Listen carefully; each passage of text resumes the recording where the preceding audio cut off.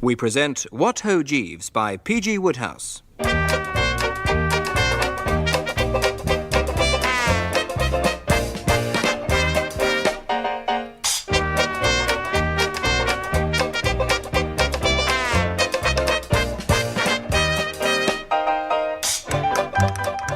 Starring Michael Hordern as Jeeves and Richard Briers as Bertie Wooster in Jeeves and the Feudal Spirit.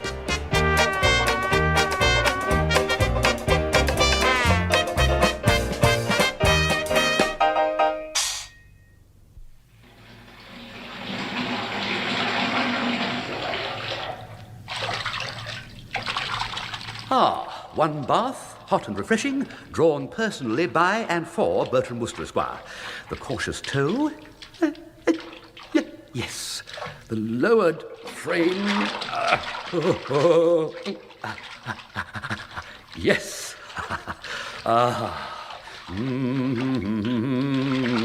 Sonny boy. You are only 3, sonny boy. No, I am not in good voice this PM. The heart is heavy, the nerves are jangled. I have a sticky evening ahead of me and no Jeeves in sight to offer comfort in the specially fortified cocktail. Every July is the same. Jeeves deserts me. He downs tools and heads for Bognor Regis for his shrimping holiday. Slacker. This new moustache of mine.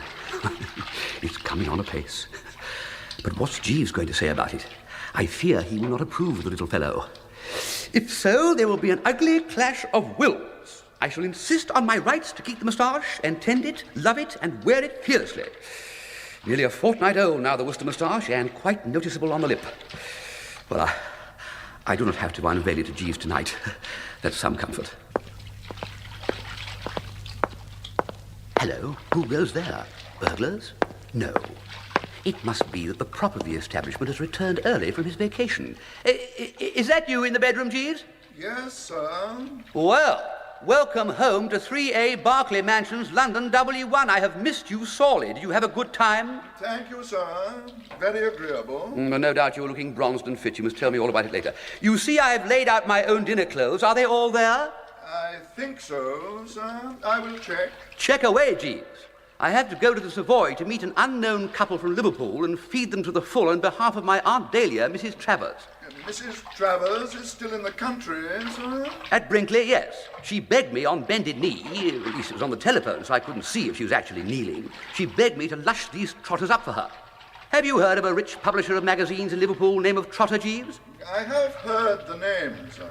Well, this is L.G. Trotter and wife I shall be entertaining, if that's the word, this evening. They are teetotal and non-smokers, and I shall have to be the same. They are absolute creeps, slabs of gorgonzola. My aunt has warned me, but she's in the middle of a very tricky business deal with the male trotter and wants him sweetened. And any help I can give a loved aunt, I shall give selflessly. Mrs. Travers wants to get Mr. L.G. Trotter to buy, doubtless for a princely sum, that magazine of hers that she edits and owns.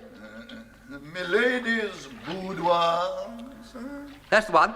Mr. Travers, my Uncle Tom, always calls it Milady's nightshirt for some reason.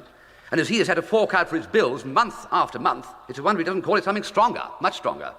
What I ought to be doing tonight, and wish I were, is dining thoughtfully at the Drones and then half an hour of grueling practice on the darts board. I don't suppose you've been following the sports news while you've been in sunny Bognor, so I'll bring you up to date. I'm a hot favourite to win the Drones Club darts tournament this year.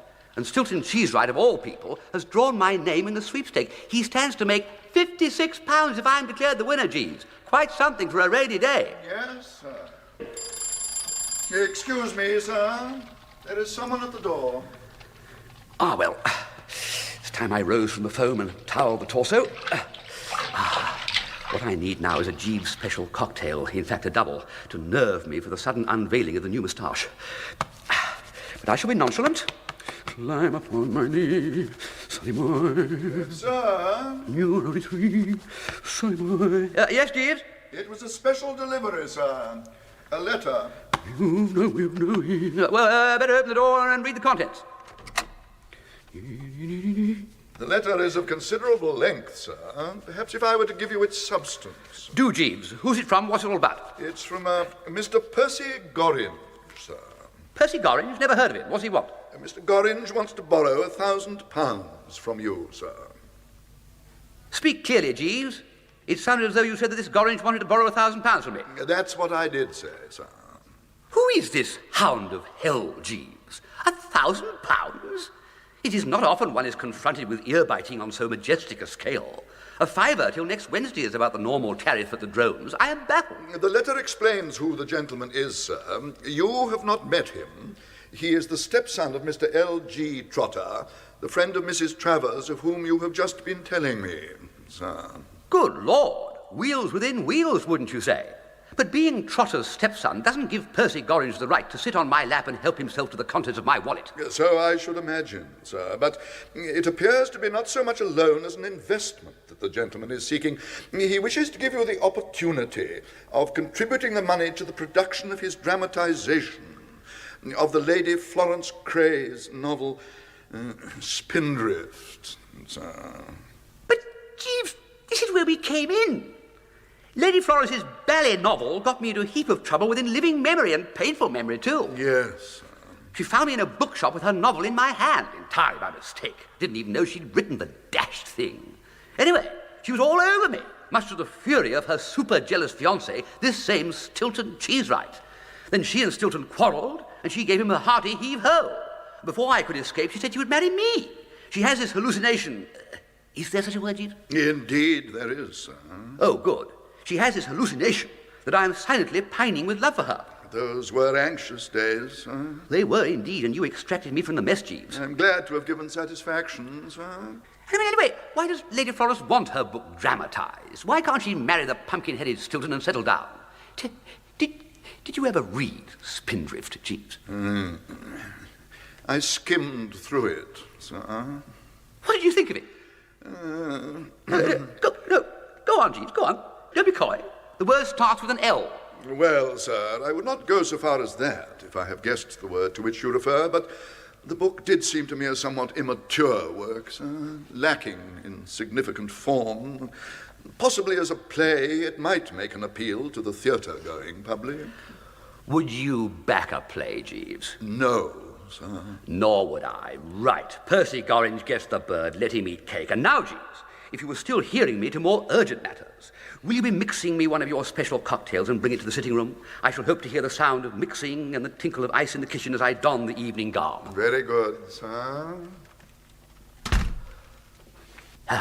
Now comes the moment of peril, flashing the Wooster moustache on the unsuspecting Jeeves. But this moustache stays. I shall be suave, but, what's the word? Adamant. Yes, that's good. Adamant. So, on with the mesh knit silk underwear, and the dragon motif dressing gown. Yes. A careful swish of the hairbrush to the head, and a stroke of it to the moustache. And here comes the cocktail, and the dreaded moment.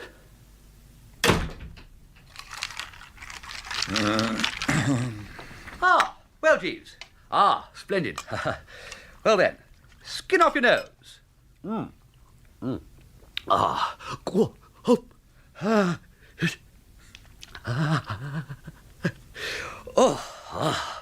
of your best and brightest, Jeeves. It warms the cockles and straightens the backbone. What do you put in them?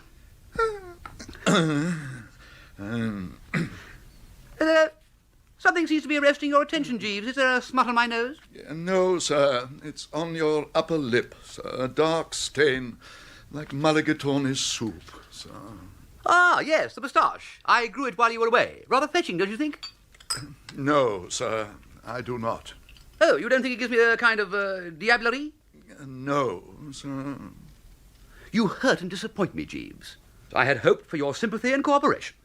I trust your judgment blindly in the matter of socks, shoes, and hats, but I cannot allow you to edit the Wooster face. I've been to considerable trouble and anxiety in growing this moustache, and I do not propose to hew it off just because certain prejudiced parties, whom I will not specify, don't know a good thing when they see it. J'y suis, j'y reste. I wonder who that can be. Good morning, Mr. Cheesewright, sir. Stilton, oh Lord. Mr. Cheesewright, sir. Well, Stilton, what can I do for you? How's Florence? Have one of Jeeves' special cocktails. Oh, I thought as much. You are swilling cocktails. Less of the whole business, Stilton. I resent your following me around like this, just to help you win £56 in a sweepstake. The result's in the bag anyway, I tell you. I've come here tonight to talk seriously to you, Wooster. You are treating the tournament far too frivolously. Let me tell you that I was at the Drones this afternoon, and Freddie Widgeon was at the darts board, stunning all beholders with a performance that was sensational. Cha!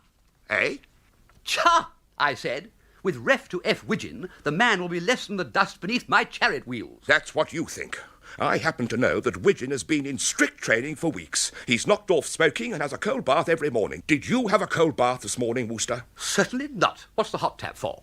Do you do Swedish exercises before breakfast? I wouldn't dream of such a thing. Leave that to the Swedes, I say. No, all you do is riot and revel and carouse. I hear that you were at Catsmeet Potter Purbright's farewell party at the Drones last night. Correct. And you reeled home at 3 a.m, rousing the neighbourhood with drunken shouts. It was 2:30 and I was not drunk and I was not shouting.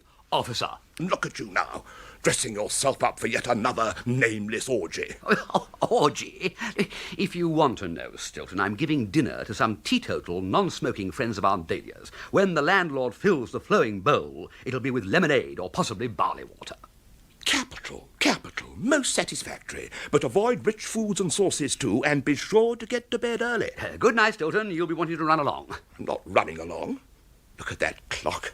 Why the devil are women always late? She ought to have been here long ago. I've told her time and time again that my Uncle Joe hates to be kept waiting for his soup. She? Who is this she you're meeting here?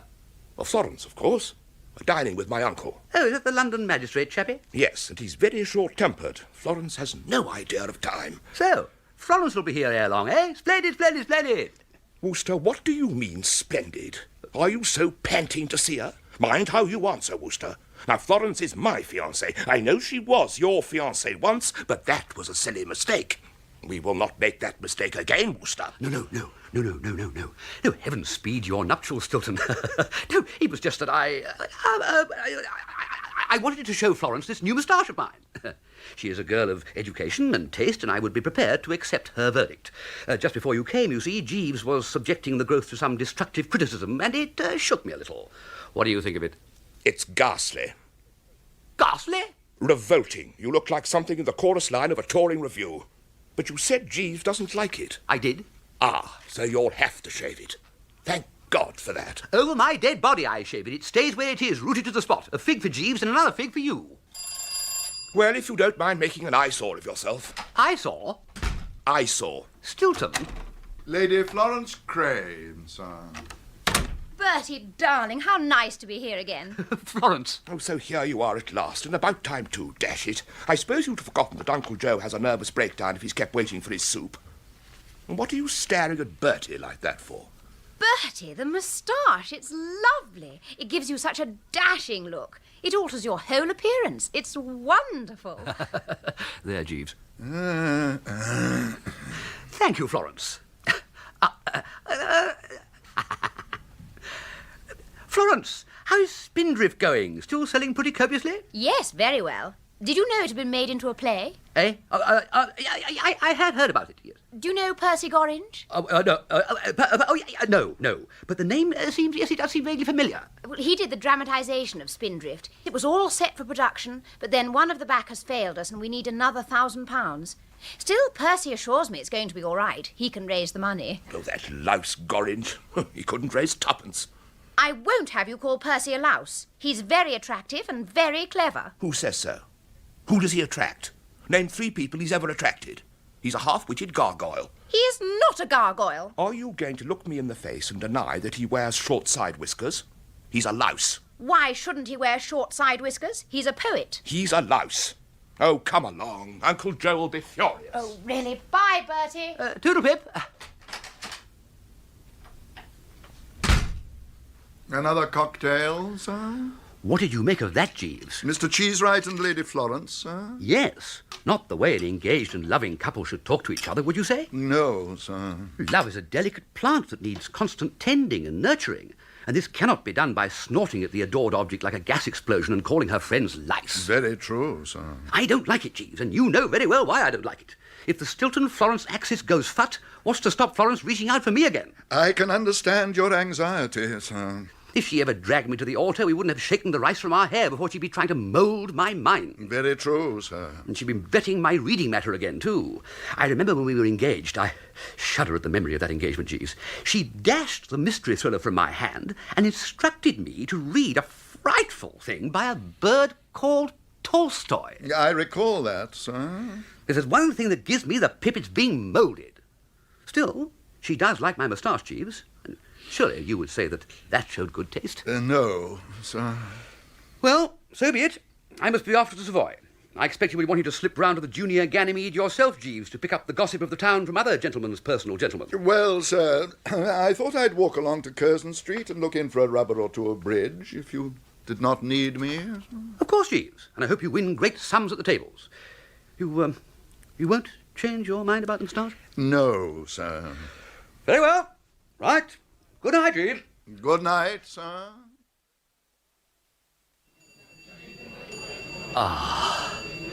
That's what I like about the drones.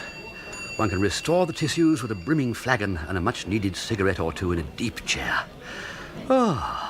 Nobody much about. Nice and quiet. Those trotters. No good for man or beast. And nothing to help me through the grim proceedings except the faint, far-off echo of those special cocktails of Jeeves. Wooster! Stilton, you ass! You startle me! Good. Really, Stilton, you must stop following me about. First my flat and now here at the club. Wooster, answer me without prevarication. What was your thought in growing that moustache of yours? Was it part of a subtle plan for stealing Florence from me? My dear Stilton, do we bandy a woman's name in a gentleman's club? We ruddy well do now. Do you know what happened when we left my uncle's? I'm sorry, no. I'm a stranger in these parts myself. I saw Florence home in a cab, and all the way she was raving about that moustache of yours. It made me sick to listen to her. Would you say that? Yes, sick. Then, as I was paying the cab, she looked at me intently, and a moment later she announced that she wished me to grow a moustache too. She said, and I quote her words, that when a man has a large pink face and a head like a pumpkin, a little something around the upper lip often does wonders in the way of easing the strain. Now, would you say that my head was like a pumpkin, Wooster? Not a bit, old man. Not like a pumpkin? No, not like a pumpkin, no. A touch of the dome of St. Paul's, perhaps? Well, a pumpkin was what she compared it to, and she said that if I split it in the middle with a spot of hair, the relief to pedestrians and traffic would be enormous. Well, she's crazy. I wore a moustache my last year at Oxford, and it looked absolutely frightful, nearly as loathsome as yours. A nice fool I'd look with a moustache, I said. That's how you'd look without one, she said. Is that so, I said. Yes, it is, she said. And, well, it wasn't long before she was returning the ring and saying that she'd be glad to have her letters back at my earliest convenience. Tut, tut. Don't tut-tut me. I believe you grew that moustache deliberately to ensnare Florence and get her to leave me. Stilton, you're an ass. I'm going home. Now stand aside there. You're taking up space that is required for other purposes. Well, I shall be thinking it over, Wooster. Go away and start now is my advice. And if I find my suspicions are correct, I shall know what to do about it.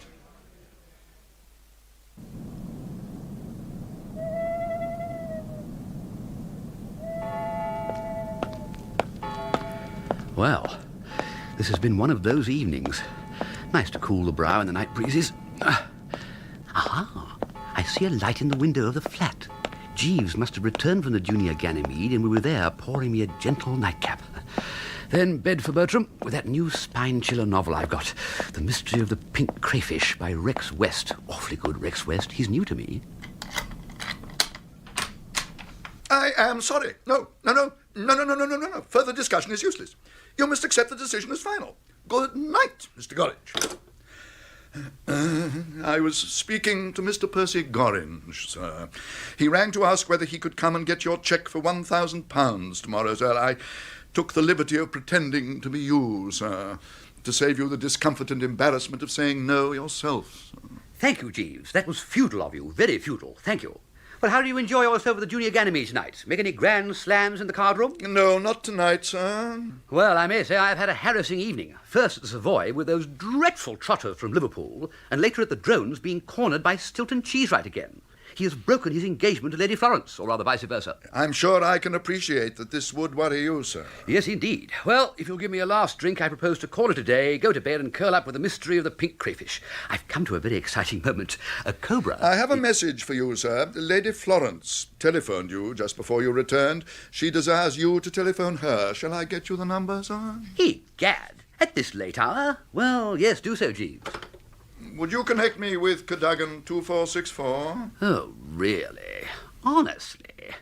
What on earth can the young Beazle want at this hour? Cadogan 2464? Lady Florence, I have Mr. Wooster here, my lady.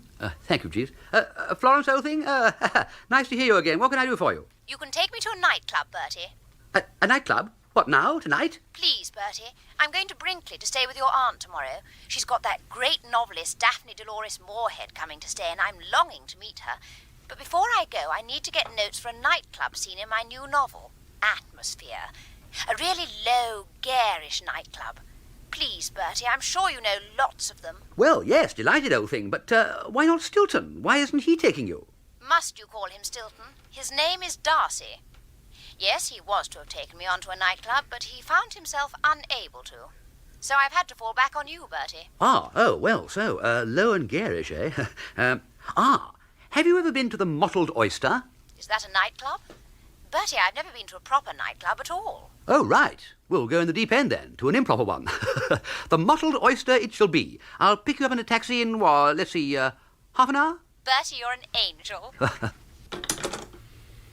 You heard all that, Jeeves? Lady Florence demanding that I take her to a low, garish nightclub this very night? And do you know why I said yes? No, sir. Because it gives me a juicy opportunity to talk her round into a reconciliation with Stilton, jerking her better self back to the surface. I see, sir. It's a strange place. Small, hot, noisy, and smells of kippers. It's been raided from time to time by the police. It's the best I could do for low and garish. Kippers, cheap cigarettes and kippers. Ugh. So you're off to Brinkley tomorrow? Today, in fact. Yes, this afternoon. It will be great meeting Daphne Dolores Moorhead. She's writing a serial for your aunt's paper, Milady's Boudoir. Oh, big deal. Must be. She's frightfully expensive. Good Lord, Milady's Boudoir must be doing well. I suppose so. Do you come here a lot, Bertie? Not incessantly, no, not as young as I was. Well, I'm not complaining, Bertie. I shall make some useful notes. It's just the sort of place I pictured Rollo going to that night. Rollo? The hero of my novel, Rollo Beaminster. Oh, I see, yes, of course, yes. Well, out on the tiles, was he? He was in a wild mood, reckless, desperate. He'd lost the girl he loved. What? Tell me more. She had told him she never wished to see or speak to him again. It always a mistake, you know. Fellas losing girls and girls losing fellas. Girls giving the dream man the raspberry just because of some trifling tiff. I saw Stilton at the Drones tonight. Oh, yes? He was in a wild mood. Oh, yes? Reckless, desperate. He looked about him at the Drones smoking room, and I could see he was feeling what a hollow smoking room it was. He gave me the impression that it wouldn't take much to go off to the Rocky Mountains and shoot grizzly bears. Not a pleasant thought. You mean if you're fond of grizzly bears? But I was thinking more if one was fond of Stilton. I'm not. Oh. Look, must we talk about Mr. Cheesewright? Well, I see him as tonight's big topic. Bertie, you're extraordinary. All this nonsense you've been talking, trying to reconcile Darcy and me. Not that I don't admire you for it, but then everybody says that though you have the brain of a peahen, you are the soul of generosity and kindness. I think it's rather wonderful of you. You want to marry me yourself, don't you? What? Rather. Of course. Well, who wouldn't? And yet you... Everybody keep their seats! Oh. Here we go again. It's a police raid. No need to get the breeze up, old thing. This is routine stuff for a member of the Mottled Oyster. But won't they arrest us? These novices? No. Here, in a nutshell, is the procedure. They round us up and we push off in an orderly manner in plain bands to the police station. There we give our names and addresses, exercising a certain latitude as regards details. I, for example, generally call myself Ephraim Gadsby of the Nasturtiums, Jubilee Road, Streatham Common. I don't know why, just a whim. You, if you will be guided by me, Florence, will be Matilda Bott of 365 Churchill Avenue, East Dulwich. These formalities complete, we shall be free to depart. The proprietor of the club will get it in the neck again, that's all. I'm sure that's not what happens. It is, unless they've changed the rules. You have to appear in court. Well, I'm not going to risk it. I'm going this way. Goodbye, Bertie. Hey, catch that young lady, the one going out by the service door. Oh, no, you don't. Leave that girl alone.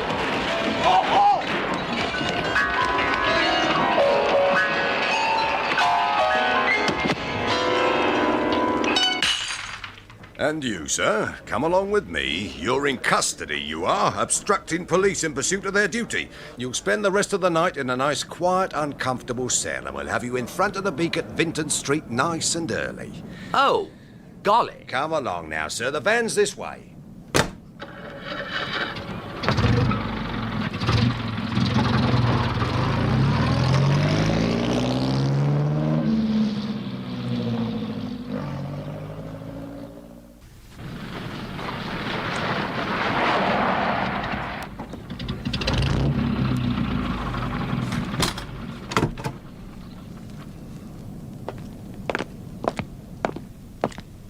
Here we are, sir.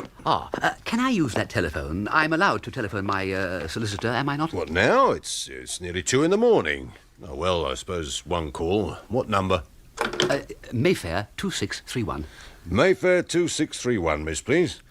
It's time we locked you in for the night, sir.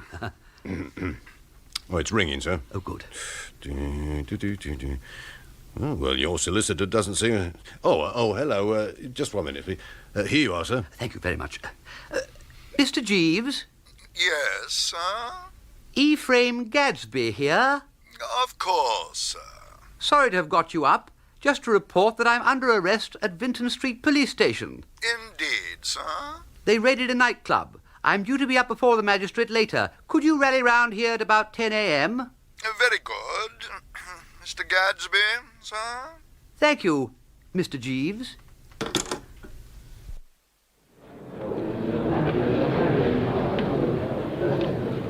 You have heard the charge, prisoner Gadsby. Have you anything to say? Did you or did you not deliberately trip and cause to fall base over apex and bump his knee Police Constable Perkins in pursuit of his duty at the so-called Mottled Oyster nightclub at 1:15 this morning? Speak up, Mr. Gadsby. My lad, it was an accident. An accident, you say? Yes, my lad. I was feeling cramped and had merely wanted to unlimber the leg muscles. You know how sometimes you want to stretch. I'm strongly inclined to give you one. A good long stretch. My lad. Silence! But I was laughing at his lordship's witty words. Silence! My lad is addressing you. However, in consideration of your youth, I will exercise clemency. Oh, fine. Fine is right. £10. My lad. And next time you stand before me, prisoner Gadsby of Stretton, I hope you'll have the courtesy to be shaved and not dressed in evening clothes. A lounge suit would be more suitable. My lad. Next prisoner. Call Mr. Zechariah Smith of Wapping.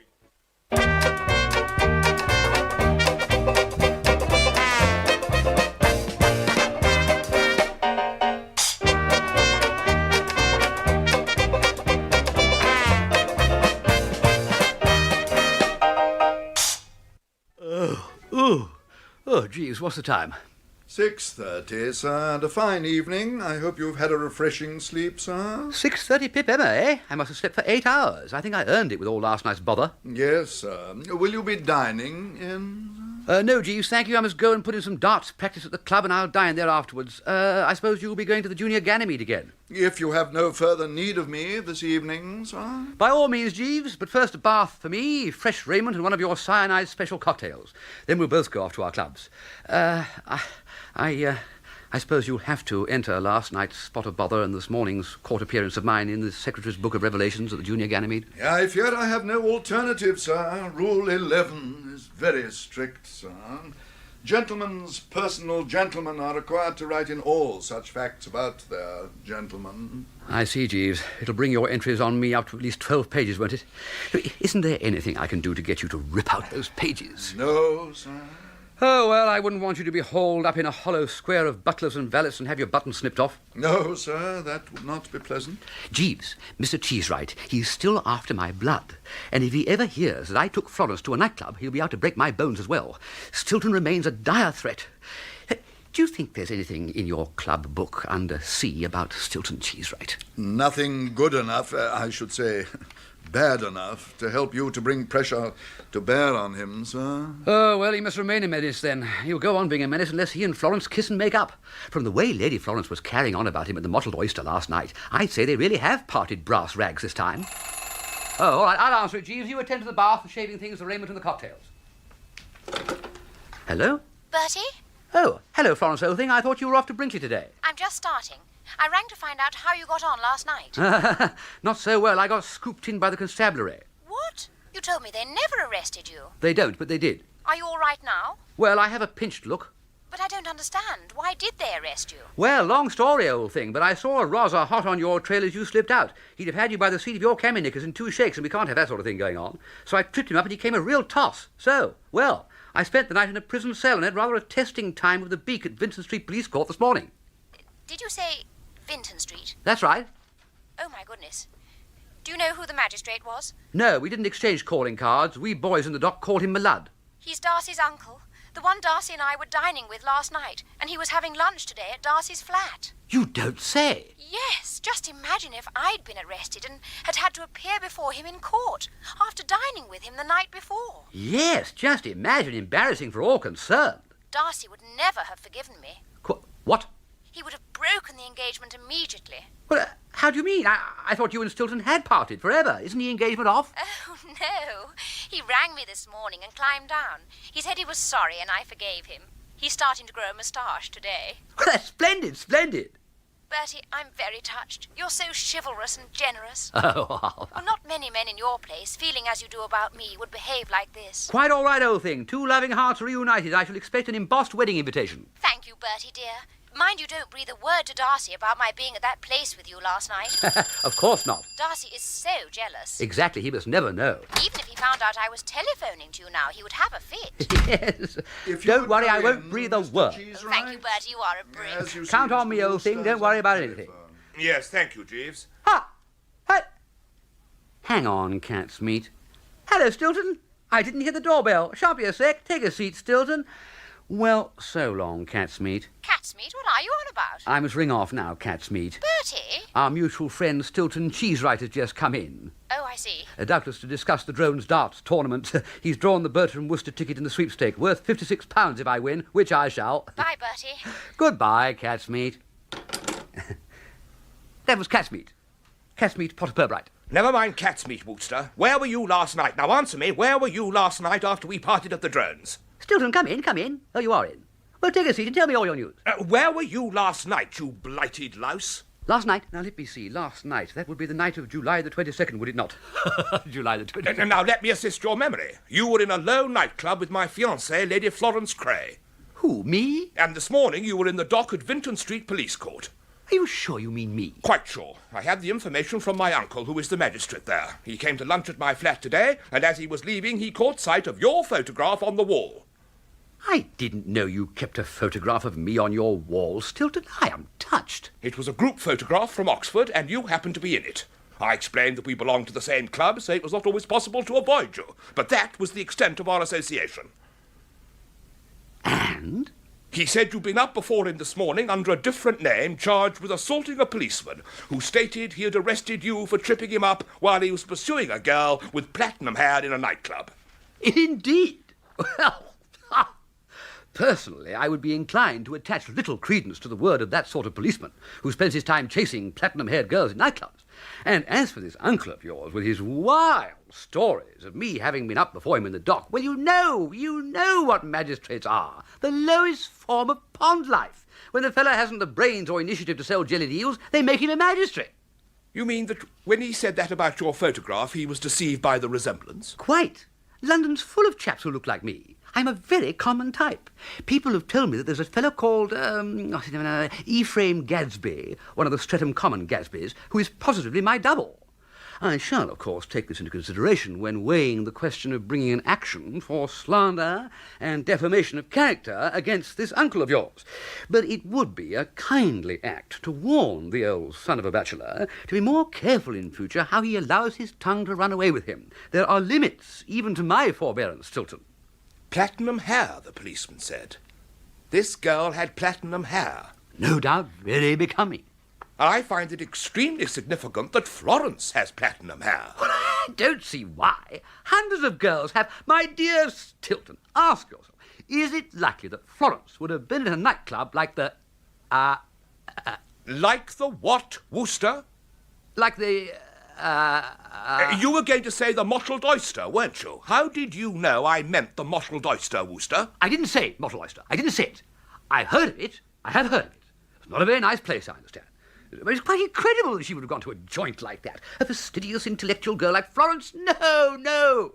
Well, Florence wanted me to take her to a nightclub last night. Something to do with getting material for her new novel. But you very properly refused. No, as a matter of fact, I said I would. Then we had that bit of trouble, so of course it was off. And she, of course, went home to bed. What else would a pure, sweet English girl have done? It amazes me that you can suppose for a moment that Florence would have gone to one of these dubious establishments without you, especially a place where, as I understand your story, squads of policemen are incessantly chasing platinum-haired girls hither and thither, and probably even worse things as the long night wears on. Ah, here is Jeeves. What have you there, Jeeves? One of your specials? Yes, sir. I fancied that Mr. Cheesewright might possibly be glad of refreshments. He's just in the vein for it. I won't join you, Stilton, because, as you know, with this darts tournament coming on, I am in more or less strict training these days. But I must insist on your trying one of these superb mixtures of Jeeves. Oh, by the way, Jeeves, Sir? I wonder if you remember when I came home last night after chatting with Mr. Cheesewright at the Drones, my saying to you that I was going straight to bed with an improving book? I remember it clearly, sir. The Mystery of the Pink Crayfish, wasn't it? Precisely, sir. By Rex West. I think I said something to the effect that I could hardly wait to see if the butler did it. The crime, I mean. As I recollect, those were your exact words, sir. And you said you were counting the minutes until you could curl up with the volume in question, sir. Thank you, Jeeves. Not at all, sir. Voila! You heard? If that does not leave me without a stain on my character, I don't know what it does leave me without. Let me help you to another one of these specials, Stilton. Oh, well. Yes. Well, Wooster, perhaps I have been wronging you. You're an ass, Wooster, but probably not quite such an ass as to have deliberately taken my fiancé to the mottled oyster. Quite.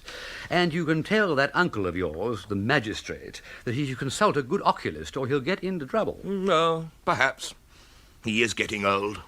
But harking back to the earlier portion of our conversation, Stilton, I noticed that when you spoke of Florence, you used the expression, my fiancé. Well, am I to infer from this that the dove of peace has pulled a quick one since I last saw you? The broken engagement, has it been soldered? Yes. I made certain concessions and yielded certain points. A reconciliation took place this morning. Splendid. You're pleased? Of course. Ha! Wooster, come off it. You know you're in love with Florence yourself. Absurd. Absurd, my foot.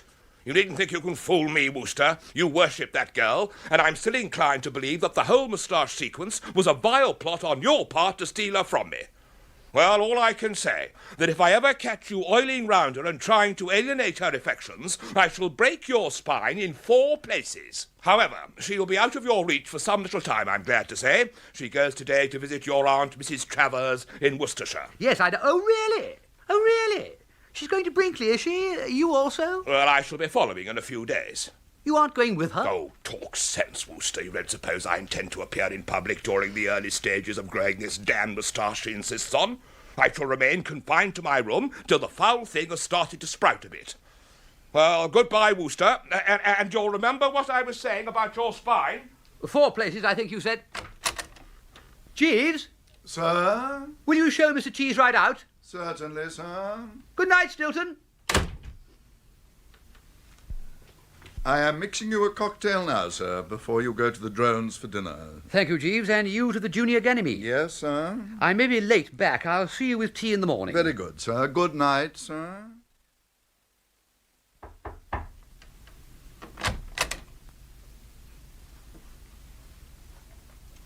Sir? Good morning, sir. It's 10 o'clock, sir. Ah, tea. Good morning, Jeeves. I trust you have slept well, sir. Like a top, Jeeves, like a top. By the way, did I tell you that the Vinton Street magistrate to whom I paid a tenner as my debt to society was Stilton Cheesewright's uncle? Indeed, sir. Do you think these magistrates trouser the fines they gouge out of citizens like me? Possibly, sir, some of them. I mean, some of the magistrates may keep some of the fine. Quite. Well, we have out General Stilton Cheesewright now like nobody's business. Steadfast denial, there's nothing like it. Well, there was this preeminent scourge and threat, Mr. Ex-Policeman 16-stone Darcy Cheesewright, his eyes green with jealousy and red with fury, accusing me of having been out at a low nightclub with his fiancée, Lady Florence Craye, which is exactly where I had been, and with her. And here I was denying it in toto. And you grabbed your cue and backed me in my lies with excellent ones of your own. Perhaps we should say that we gave some latitude to the truth, sir, and Mr. Cheesewright left in a calmer state of mind, having accepted our story. He swallowed it like an ostrich with a brass doorknob. We're rid of him, and my feelings are roughly what I suppose Mary's would have been had she looked over her shoulder one day and found the lamb had gone. Enormous relief. A very apt image, if I may say so, sir. And soon, when his new moustache has grown presentably, Stilton will be leaving the metropolis. He's going down to my aunt's place in the country, where his adored object Florence is already installed. They will be out of our world. Let us hope we shall hear no more of either of them till they send out invitations to their wedding. 'Tis a consummation devoutly to be wished, sir. Absolutely. So, I'm on velvet. Percy Gorringe didn't get the 1,000 he had the nerve to try to get from me. At great self-sacrifice, and to please Aunt Dahlia, I gave a good dinner to that dire couple from Liverpool, the Trotters. That was a good deed in a naughty world, sir. Well, it was for my good aunt. And by taking Florence to the Mottled Oyster nightclub, I have helped her gather copy for her next novel. Another good deed, sir, even though you were arrested by the police at the end of the evening, sir. Oh, don't remind me. And Stilton will never know. Jeeves, we can say authoritatively that the storm clouds have now rolled by. All's well with the world of Wooster for once. I can concentrate on the drones darts tournament without any other care to rack the brow. I'm sorry you don't like my new moustache, Jeeves, but, well, we must learn to take the rough with the smooth, mustn't we? I'll turn on your bath, sir. When will you take breakfast? Give it half an hour, Jeeves. Now, for the letters and the daily news sheet. I'll answer that, sir. Now then, where are we? Oh, jolly good. Hobbs and Sutcliffe at it again at the Oval. Centuries for each of them. Jolly good. Mademoiselle Langlaw wins in 3 sets and 38 minutes. Quite a girl, that. It's a telegram, sir. Ah, read it to me, Jeeves. I'm not strong enough for telegrams until I've had breakfast and the first cigarette. Handed in at Brinkley, Snodsfield in the Marsh, and signed Travers, sir. Ah, that means either Aunt Dahlia or Uncle Tom. It's rather personal, sir. Read on, Jeeves. I have no secrets from you. Very good, sir. It says, Bertie, you worm... Ah, it's from Aunt Dahlia. Uncle Tom generally addresses me as me boy. Bertie, you worm. Stop. Your earliest present desired. Stop. Drop everything and come down here pronto, prepared for lengthy visit. Stop. Urgently need you to buck up a blighter with whiskers. Stop. Love. Stop. Travers. Sir. What can this mean, do you suppose, Jeeves? That Mrs. Travers wishes you to come to Brinkley immediately and to be prepared for a long visit. She needs you to cheer up someone with whiskers. She sends you her love, sir. Whiskers? Ah, now that may be a misprint for whiskey. Will you pop over to the post office while I have my bath and send the following? Have you got a pencil? Yes. Oh, good. To Travers, etc., blah, blah, you know the address. Did you say whiskers or whiskey? Query, love, stop, Wooster. Very good, sir. Your bath is running now. Oh, that was a capital breakfast, Jeeves. I was hungry, thank you. Excuse me, sir. Ah, yes, an excellent day it looks outside. I shall walk in the park, do an hour's darts practice at the drones, a light lunch, and the rest of the day will look after itself.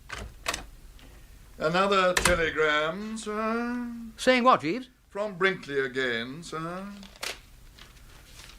It says, Whiskers ass, stop. The son of a whatnot has short but distinct side whiskers. Stop, love, stop, Travers. Side whiskers, eh? That sort of rings a bell, but I'm still fogged. Pencil ready again, Jeeves? Yeah. Another telegram for you to send if you don't mind? Certainly, sir. To Travers, etc., blah, blah. What short side whiskered son of a whatnot would this be? Query. And why does he need bucking up? Query. Wire full details. At present fogged, bewildered, and mystified. Stop. Love. Stop. Wooster. Now, Jeeves, I'm going out shortly to the drones. If my answer reply to this comes while I'm out, will you telephone it to me there? Certainly, sir.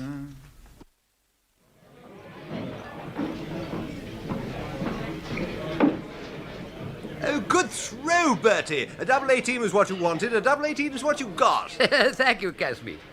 Excuse me, Mr. Wooster, sir. Mr. Jeeves on the telephone for you, sir. Oh, right. Thank you. Hello, Jeeves. Yes, another telegram from Mrs. Travers. Shall I read it to you? It's very personal again, sir. Read on, Jeeves. I'm all ears. It says, "Listen, you foul blot, stop. What's the idea of making me spend a fortune on telegrams like this? Query. Do you think I am made of money? Query. Never you mind what sort of short-side-whiskered son of a whatnot it is or why he needs bucking up. Stop. You just come as I tell you and look slippy about it. Stop. Oh, and by the way, go to Aspinall's Jewelers in Bond Street and get pearl necklace of mine. They have there, and bring it down with you. Stop. Have you got that? Query. Aspinall's Bond Street pearl necklace. Stop. Shall expect you tomorrow. Stop. Love. Stop. Travers." Thank you, Jeeves. If you would take it down as I dictate, I will reply. Ready? Yes, Right. Travers, etc., blah, blah. Fully grasp all that Aspinall's Bond Street pearl necklace stuff, but what you are overlooking is that coming to Brinkley at this juncture not so jolly simple as you seem to think. Stop. There are complications and whatnot. Stop. Wheels within wheels, if you see what I mean. Stop. Whole thing calls for deep thought. Stop. Will weigh matter most carefully and let you know decision. Stop. Love. Stop. Wooster. Got that, Jeeves? Yes, thank you, sir. I will dispatch it immediately.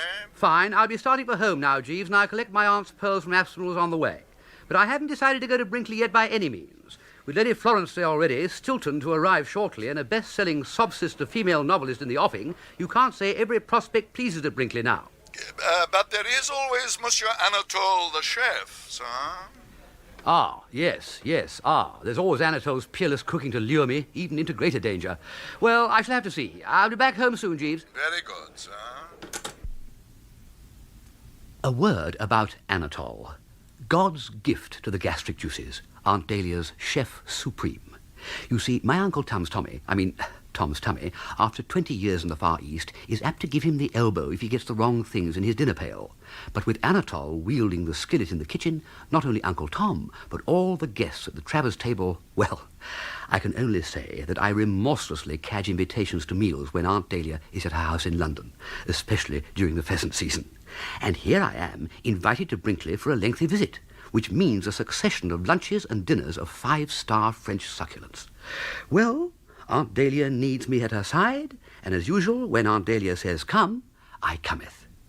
I shall wait till tomorrow so as to give the impression that it means a severe disarrangement of my social diary. But, yes, I think I shall brave Brinkley. Ah, hello, Jeeves. Good evening, sir. I want to speak to Bertie. Yes, is he madam, there, Bertie? Mr. Wooster is here. It is Mrs. Travers, sir, from Brinkley. Hello, old ancestor B. Wooster. What's the idea, you half-witted Gadarene swine, of all this playing hard to get? You've got to come here, and immediately, if you don't want an aunt's curse delivered on your doorstep by return of post. Yes, aged relative, but you see the problem... If I have to cope with that ruddy Percy any longer, I shall crack beneath the strain. Is Percy the whiskered bloke? Correct. Percy Ruddy Gorringe, only son of Trotter of Liverpool by a previous alliance. They're all down here. 2 trotters and this young side-whiskered slab of misery, Percy Gorringe. But what's the matter with him, Aunt? Why the misery? He's madly in love with Florence Craye, that's what. Oh, I see. And it depresses him that she's already engaged to Stilton Cheesewright. Correct again. He's sick as mud about it. He broods and wanders around the place like Hamlet kicking stones. Oh, you've got to come down and divert him. Take him for walks. Dance before him. Tell him funny stories, anything to bring a smile to that whiskered tortoiseshell-surrounded face. I have my work cut out with L.G. Trotter, his stepfather. You've got to take young Percy off my hands. But don't you realise, Aunt Dahlia, that this is the man who only 2 days ago tried to get into my ribs for £1,000 to put into a play he's made out of Florence's soppy novel Spindrift, and I turned him down like a bedspread. I should be embarrassed. Oh, if that's all that's worrying you, forget it. Florence tells me he's raised the £1,000 elsewhere. And so what if he does think you're the world's premier louse? Don't we all? Something in that. Then you'll come? Well, speak up, Dumbbell. What's all this silence about? I was musing. Oh, then stop musing and tell Jeeves to start packing. I'll expect you to clock in not later than tea time tomorrow, or an aunt's curse. Oh, by the way, Bertie, I may mention that Anatole's at the top of his form just now. Oh, all right, then count me in. Always ready to help an aunt in trouble. Greedy pig. See you tomorrow.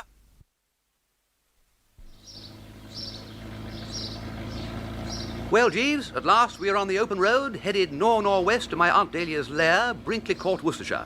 We have a fine day for it, sir. Indeed, the old two-seater going sweet as a nut.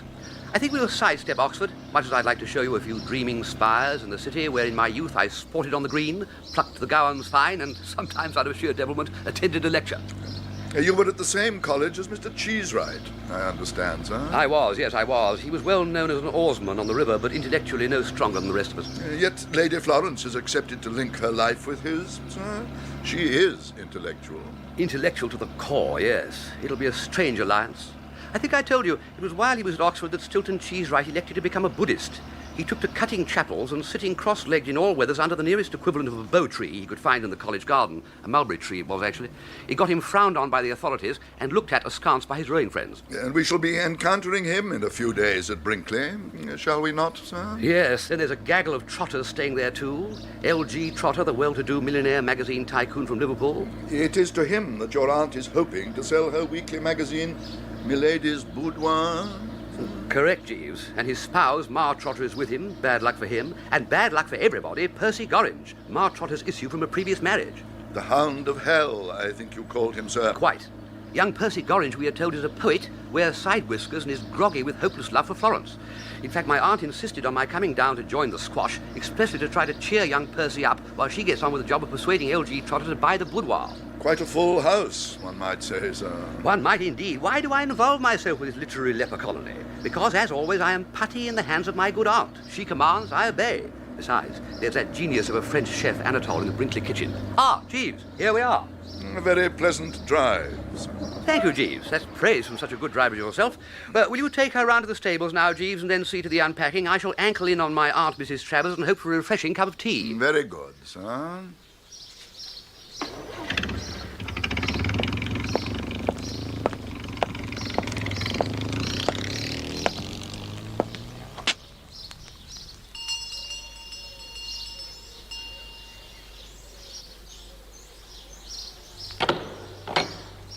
Ah, Seppings, good to see you again. How's the rheumatism? Not troubling me much in this weather, sir. Thank you for inquiring. Good. Is Mrs. Travers about? Yes, sir. She's in her sitting room. I have just served tea there. Jolly good. With a spare cup for me, I hope. Hello, reptile, so you've come. Good God, a moustache now. Was this the face that stopped 1,000 clocks? Aunt Dahlia, you must learn to love this new little face fungus of mine. Jeeves doesn't like it, but Florence thinks it's wonderful. Well, give me time to get used to the shock. Meanwhile, here I am with my hair in a braid and ready to the last button, and a very merry pip-pip to you, my queen of hostesses. You look pretty roguish. Oh, I'm fine. And Uncle Tom? Tom's a bit low, poor old Buster. You know what he's like about guests at all, and literary guests have him frothing at the mouth. Looks as though Stilton and I will be the only non-literary guests in sight. Yes, you ought to have a lot in common. Well, anyway, now that I'm in the old snake pit, and since you are abaft the teapot, a cup of refreshment, if you please, and one, if not more, of those hot buttered tea cakes in the silver dish. You can then tell me why you were trying to sell your magazine, Milady's Boudoir. I was stunned at the news. It was like hearing that Rogers was selling Hammerstein or Fortnum Mason. But it's the strain of perpetually pleading with your Uncle Tom for more money to keep the old sheet going.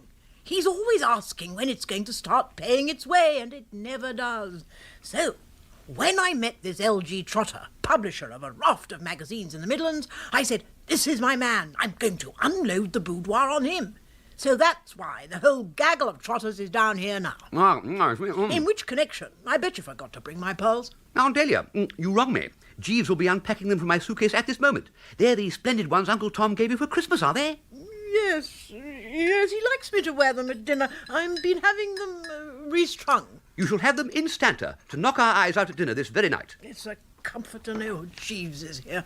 Of course, Jeeves is by my side. He wants to nip up to London for a day in the near future, though, to preside and speak at some luncheon at that junior Ganymede club he belongs to for butlers and valets in Curzon Street. But I'm sure he'll be back ere nightfall, even then. Well, I didn't get you to come here for pleasure alone. Off you go now, young Bertie. I got you here to cheer Percy Gorringe up, and cheer him up you shall, for God's sake, starting now. You'll probably find him in the garden. Be of good cheer yourself, old ancestor. I'll buck Perce up. As a matter of fact, Freddie Widgeon was showing me a trick with 2 corks and a piece of string the other night. It had the lads at the drones in stitches. You can doubtless provide me with a couple of corks. 20, if you like. Jolly good. Then I'll just consume this cake with pink icing on it. And half a cup more of the steaming, if you please. Anyone here besides Trotters and Florence? No, not yet. Tom said something about a Lord Sidcup looking in for dinner tomorrow night. Lord Sidcup? Never heard of him. Oh, he's a bit of a nib on old silver, and Tom wants him to show his collection to, I suppose. Oh, Lord, the jugs, the sconces, the cow creamers, things I wouldn't be seen dead in a ditch with. Uncle Tom dotes on them, doesn't he? Yes, he's potty about them. We shall also have Florence's boyfriend, Darcy Cheesewright, and after that, Daphne Dolores Moorhead. She's the novelist. Oh, yes, Florence tells me you've bought a serial from her for the boudoir. I have. I thought it'd be a shrewd move to salt the mine. Salt the mine? Explain, old thing. You are an ignorant young ass, Bertie. Salting mines. It's a recognised business precaution. When you've got a dud mine you want to sell to a mug, you'll sprinkle an ounce or 2 of gold over it, and the mug notices and reaches for his chequebook. I'm still not with you. Can't you grasp it, chump? I bought this serial to make the magazine look good to Trotter. He sees the name on the cover and thinks, gosh, Daphne Dolores Moorhead and everything. Milady's boudoir must be hot stuff. Yes, but don't these blokes want to see the books and figures and things before they brass up? Not if they've been feeding on Anatole's cooking for a week. That's why I invited L.G. Trotter down here. See? Ah, yes, that makes sense now. Yes, I think you're on the right lines. But wait a minute. Florence tells me that La Moorhead charges the earth for her stuff, one of the costliest of our female pen-pushers. But then how the dickens did you manage to extract the necessary ore from Uncle Tom? Never mind, you pestilential young nosy Parker. I'm managed. Ah, Mr. Percy Gorringe. Meet Bertie Wooster, my nephew, the pride of Piccadilly. Hello, hello. I have corresponded with Mr. Wooster. We have also spoken on the telephone. I say, Mrs. Travers, have you seen Florence? Not since lunch, no. She's probably in the garden. Oh, hey, if you find her, you might give her this telegram. It came for her about half an hour ago. Oh, I will. That was Percy Gorringe, the man you've come to cheer up. Did you notice how he looked when he said Florence? Like a dying duck in a thunderstorm. And did you notice how he looked when you said Bertie Wooster? Like somebody finding a dead mouse at the bottom of his pint of beer. Ooh, not my type. A poet, I believe. Yes, not my type either. Yet he's the apple of his mother's eye. She loves him as much as she hates Mrs. Alderman Blenkinsop of Liverpool. Did she touch on Mrs. Alderman Blenkinsop at that dinner of yours? She did, in spades. Her bitterest social rival in Liverpool, I gather. Yes, it's nip and tuck between the Trotter and the Blenkinsop as to who shall be uncrowned queen of Liverpudlian society. Sometimes one gets her nose in front, sometimes the other. Why am I telling you all this? You ought to be out there in the sunset, racing after Percy, dancing before him, bucking him up with a fund of off-colour stories. You have a fund of off-colour stories for him, I presume? Rather. Ah, then get going, laddie. There's the door, and out there's the garden, and somewhere there is Percy Gorringe, probably with tears streaming down his face at this very moment.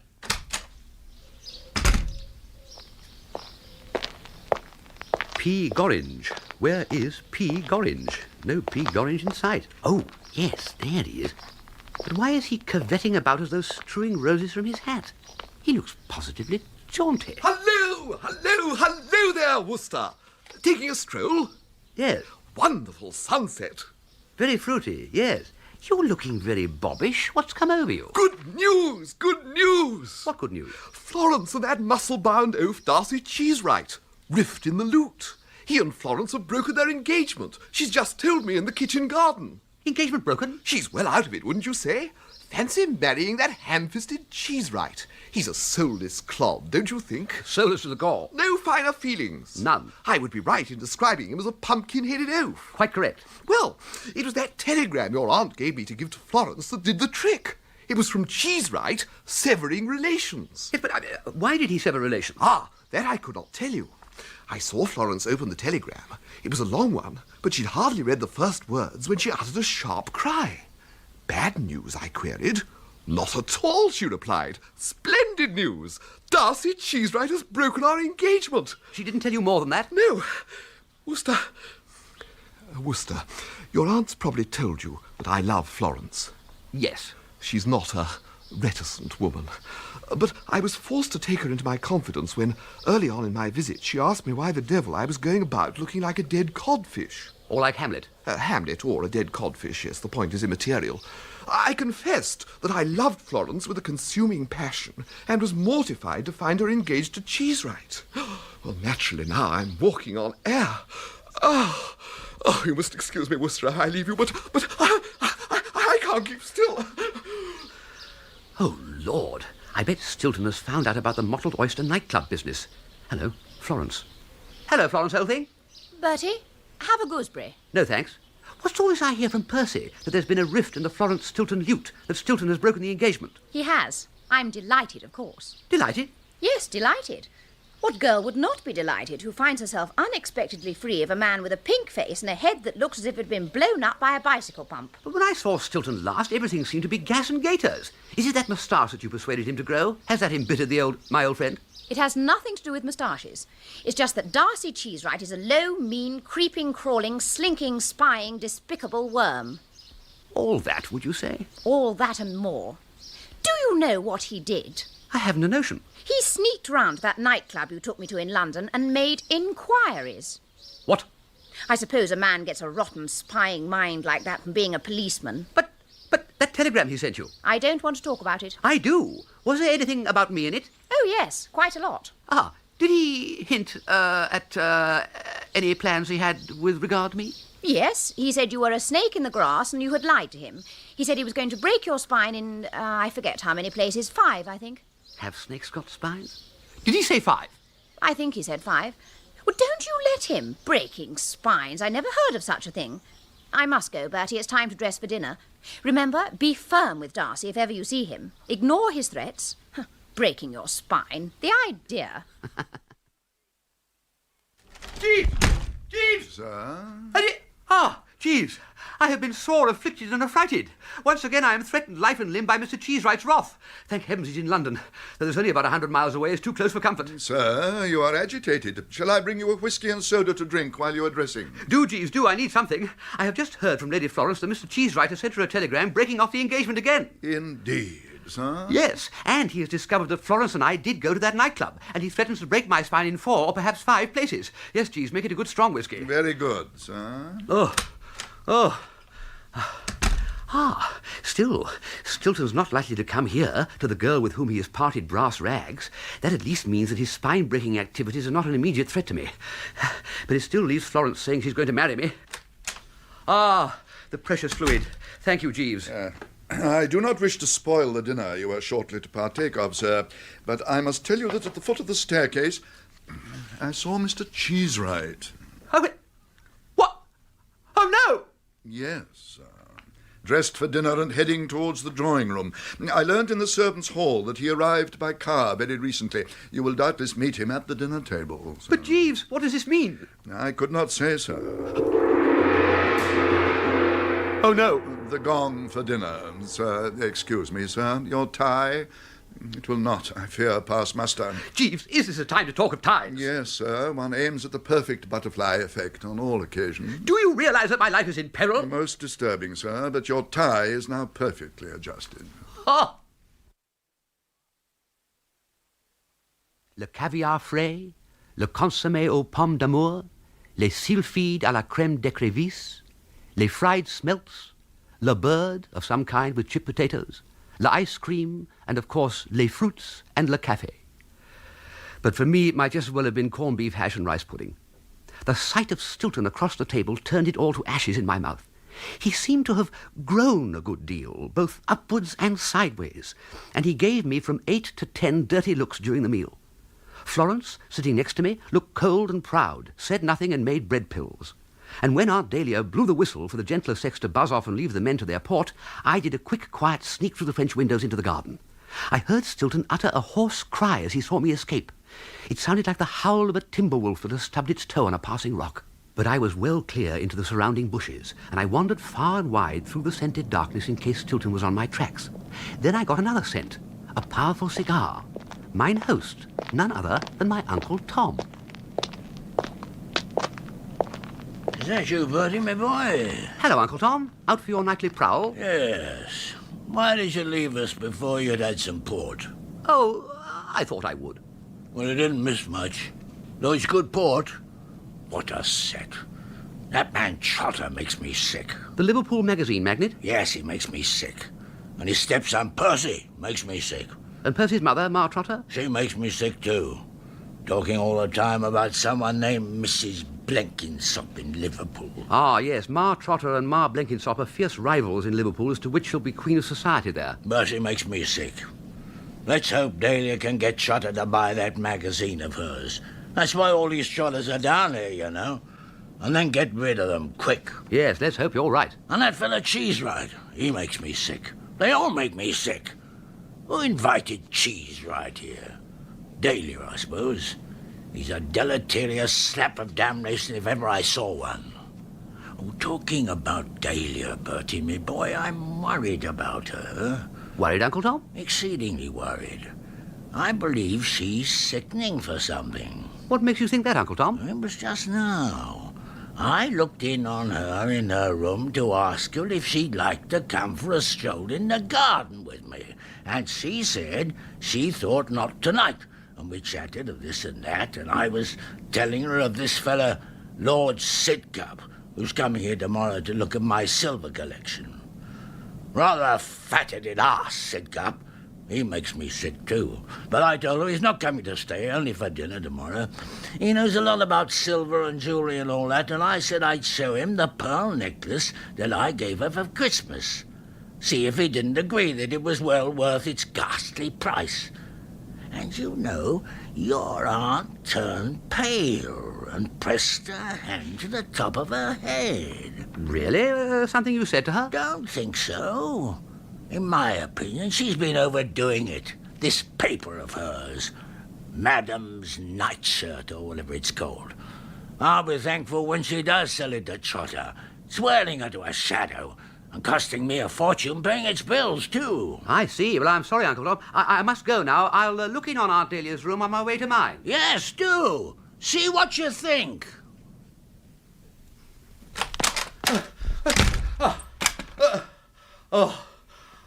Jeeves. I hoped I'd find you here. I was looking for Mrs. Travers' room when I saw Stilton at the end of the passage, and he saw me. He was here shortly after dinner, sir, asking for you. I was able to say that you were not here.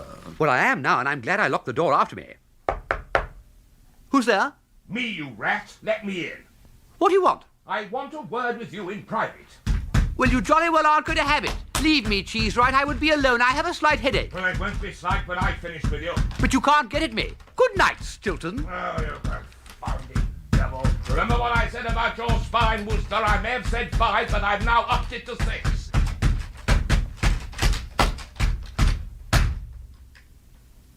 Do you think he's gone, Jeeves? It's hard to be sure, sir. Quite. Jeeves, you wouldn't like to step outside and see if he's still there? And then, if the coast is absolutely clear of Stilton's, could you pay another visit to wherever it is and bring me another whiskey? Certainly, sir. And Jeeves, Sir? who was that pal of yours you were speaking of some days ago whose strength was as the strength of 10? Not a personal friend of mine, sir. A character Sir Galahad, sir, in a long poem by Alfred Lord Tennyson. His strength was as the strength of 10 because his heart was pure, sir. Really? That's what Tennyson says, is it? Well, what I say is, let that whiskey have the strength of 10, and never mind if you can't find the soda. Very good, sir. Yes, sir. The coast is clear. Good. I lock the door after you. Knock twice on your return, Jeeves, and I'll know it's you. Very good, sir. Well, really, I shall have to have a serious talk with Aunt Dahlia about this. Not a day, not half a day have I been her guest here at Brinkley, and I come on the promise of peace and quiet and Anatole's cooking and only light duties, viz., cheering up a side-whiskered young poet, allegedly racked with hopeless love, and not 5 hours after my arrival, I am bolting my bedroom door against murderous attacks by Stilton Cheesewright. Oh, no, you don't, Stilton. Trot along now, Stilton. It's time you were in bed. Open up, Bertie, it's me. Don't stand dithering, it's me, your Aunt Dahlia. Aunt, and no Stilton Cheesewright behind your skirts trying to effect entry? Bertie, are you drunk again? If so, let me in to share the bottle of drinks, just what I need. But let me in, curse you! Come in quick, Aunt Dahlia. I'm in peril and must lock the door after you. Where's Jeeves? I came to see Jeeves. My old fluttering Aspen, is anything amiss? Is anything amiss? I'm properly up against it. And only Jeeves can save my name from becoming mud in the home. Wheel the man out, Bertie. Let him exercise his brain as never before. Aged relative, Jeeves is not the only onion in the stew in the Wooster ménage. He has gone, like a loyal servant, to fetch me a much-needed restorative. Tell me your troubles, omitting no detail, however slight. You? Well, here are the headlines until Jeeves comes. You have our ear. I don't interrupt. It's Tom. The uncle of that name? Yes, Thomas Portarlington Travers, my husband.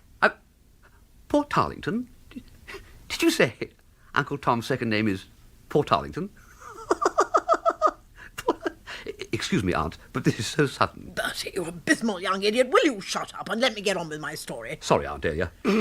Portarlington. That moustache of yours, I've had to speak about this before. It's the most obscene thing I've seen outside a nightmare. Takes one straight into another and dreadful world. What made you commit this rash act? Aunt Dahlia, I did not come here to be insulted about my moustache. Get on with your story. When is Jeeves coming back? Have they run out of strong drink downstairs?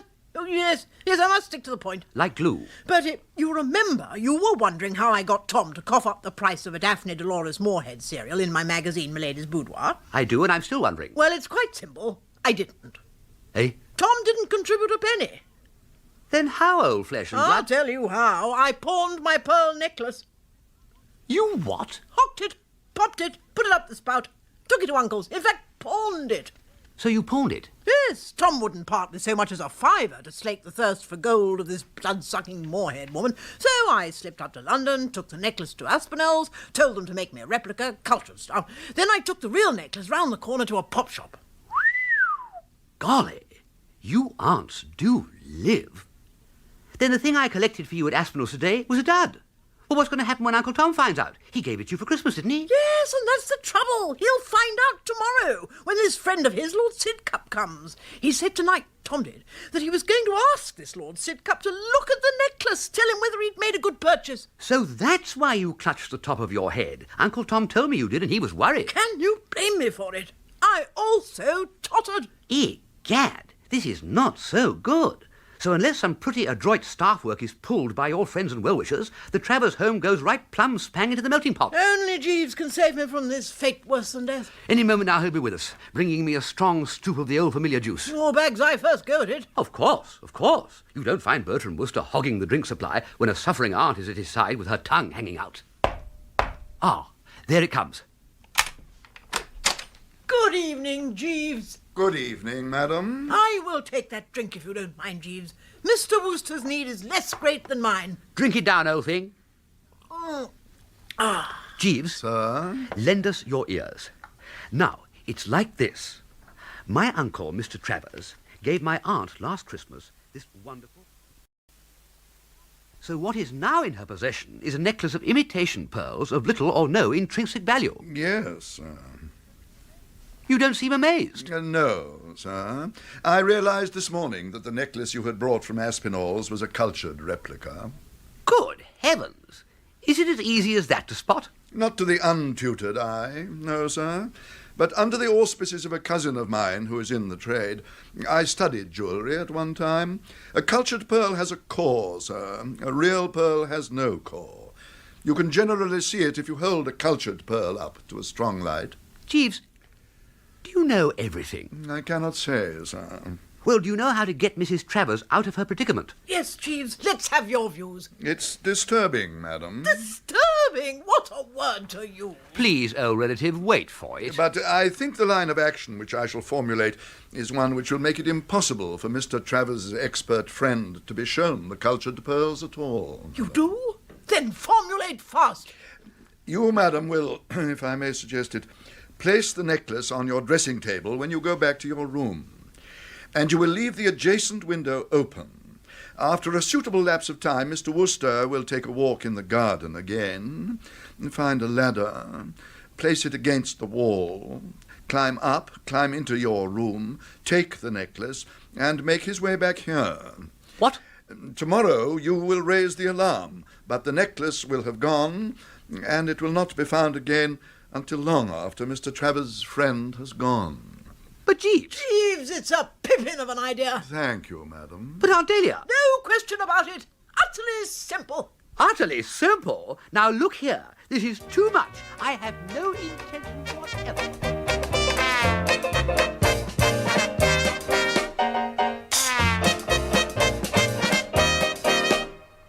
But Aunt Dahlia... It's a fine night for it, sir. No rain to make the ground soft for footprints, and I noticed that there was a ladder by the shed near the rose beds.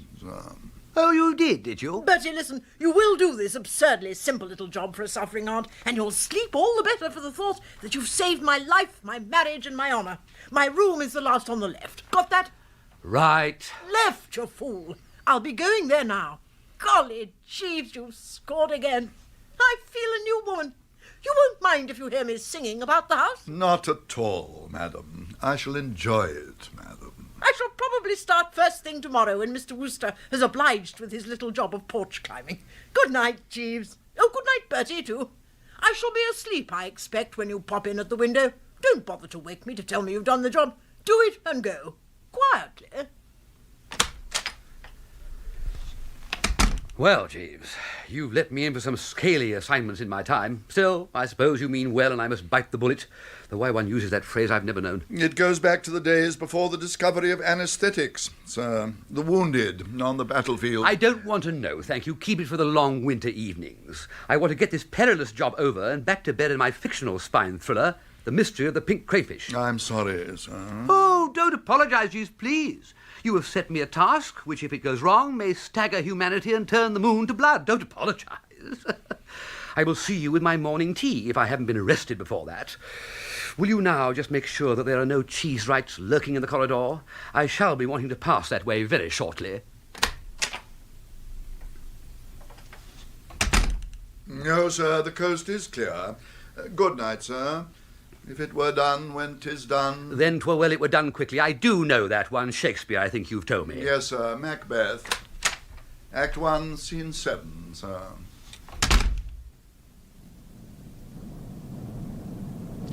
Now then, shed near rose beds. Ah, yes, okay. Ladder, yes, okay.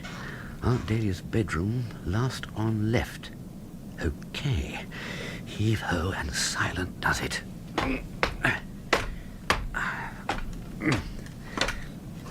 Now then, in we go. Oh. But where's the dressing table? No dressing table. Odd. Ow! Who's there? Bertie! You startled me. This is romantic. Oh, my golly. What, Bertie, dear? But Florence, I thought You this was... thought you'd come in at my bedroom window and kiss me while I slept. Oh, Bertie, what a romantic you are. It's just the kind of sweet thing you would do. I told you I was no longer engaged to Darcy Cheesewright, and you had to fly to me and remind me of your love. You couldn't wait till morning, could you? You may come and kiss me, Bertie. Good Lord, no whole thing. You don't think I'm angry, do you, Bertie, dear? I'm very touched. Kiss me. Oh, well, Mother's quite wrong. Mother? Your Aunt Agatha. Now she has married my father, I call her mother. Oh, what's she wrong about? She says you're a vapid and ineffectual nitwit. Aunt Agatha says that, does she? She's awfully amusing about you. Amusing? She says you're a guffin. A guffin? What's that? It's an old-fashioned word for a wet smack and a total loss. But I know you're not. You read good books now. You were buying my own novel, Spindrift, where I met you in that bookshop in London. Oh, Bertie, it will be a fascinating task for me to foster the latent possibilities of your burgeoning mind. It will be like watering some timid backward flower. Our marriage will be a most rewarding one. Marriage? Now, look here, Florence, old thing. Who can that be? What are we going to do? Is your door locked? Yes, but you must hide. Who's that? Me. It's Darcy. Stilton. What do you want? I brought your letters. You've what? I brought back your letters. You asked to have them back now that our engagement's off. At this time of night? Yes, that's what I came down from London for. Leave them on the mat, then. I will not leave them on the mat. I wish to confront you with them in person. You aren't coming in here. Oh, that's where you make your ruddy mistake. I am coming in there. Give me 2 minutes, then, and I'll open the door. Do you want a receipt for the letters? Oh, very funny. All right, 2 minutes. I'm looking at my watch. Oh, Lord. Bertie, quick. Into my cupboard. Over there.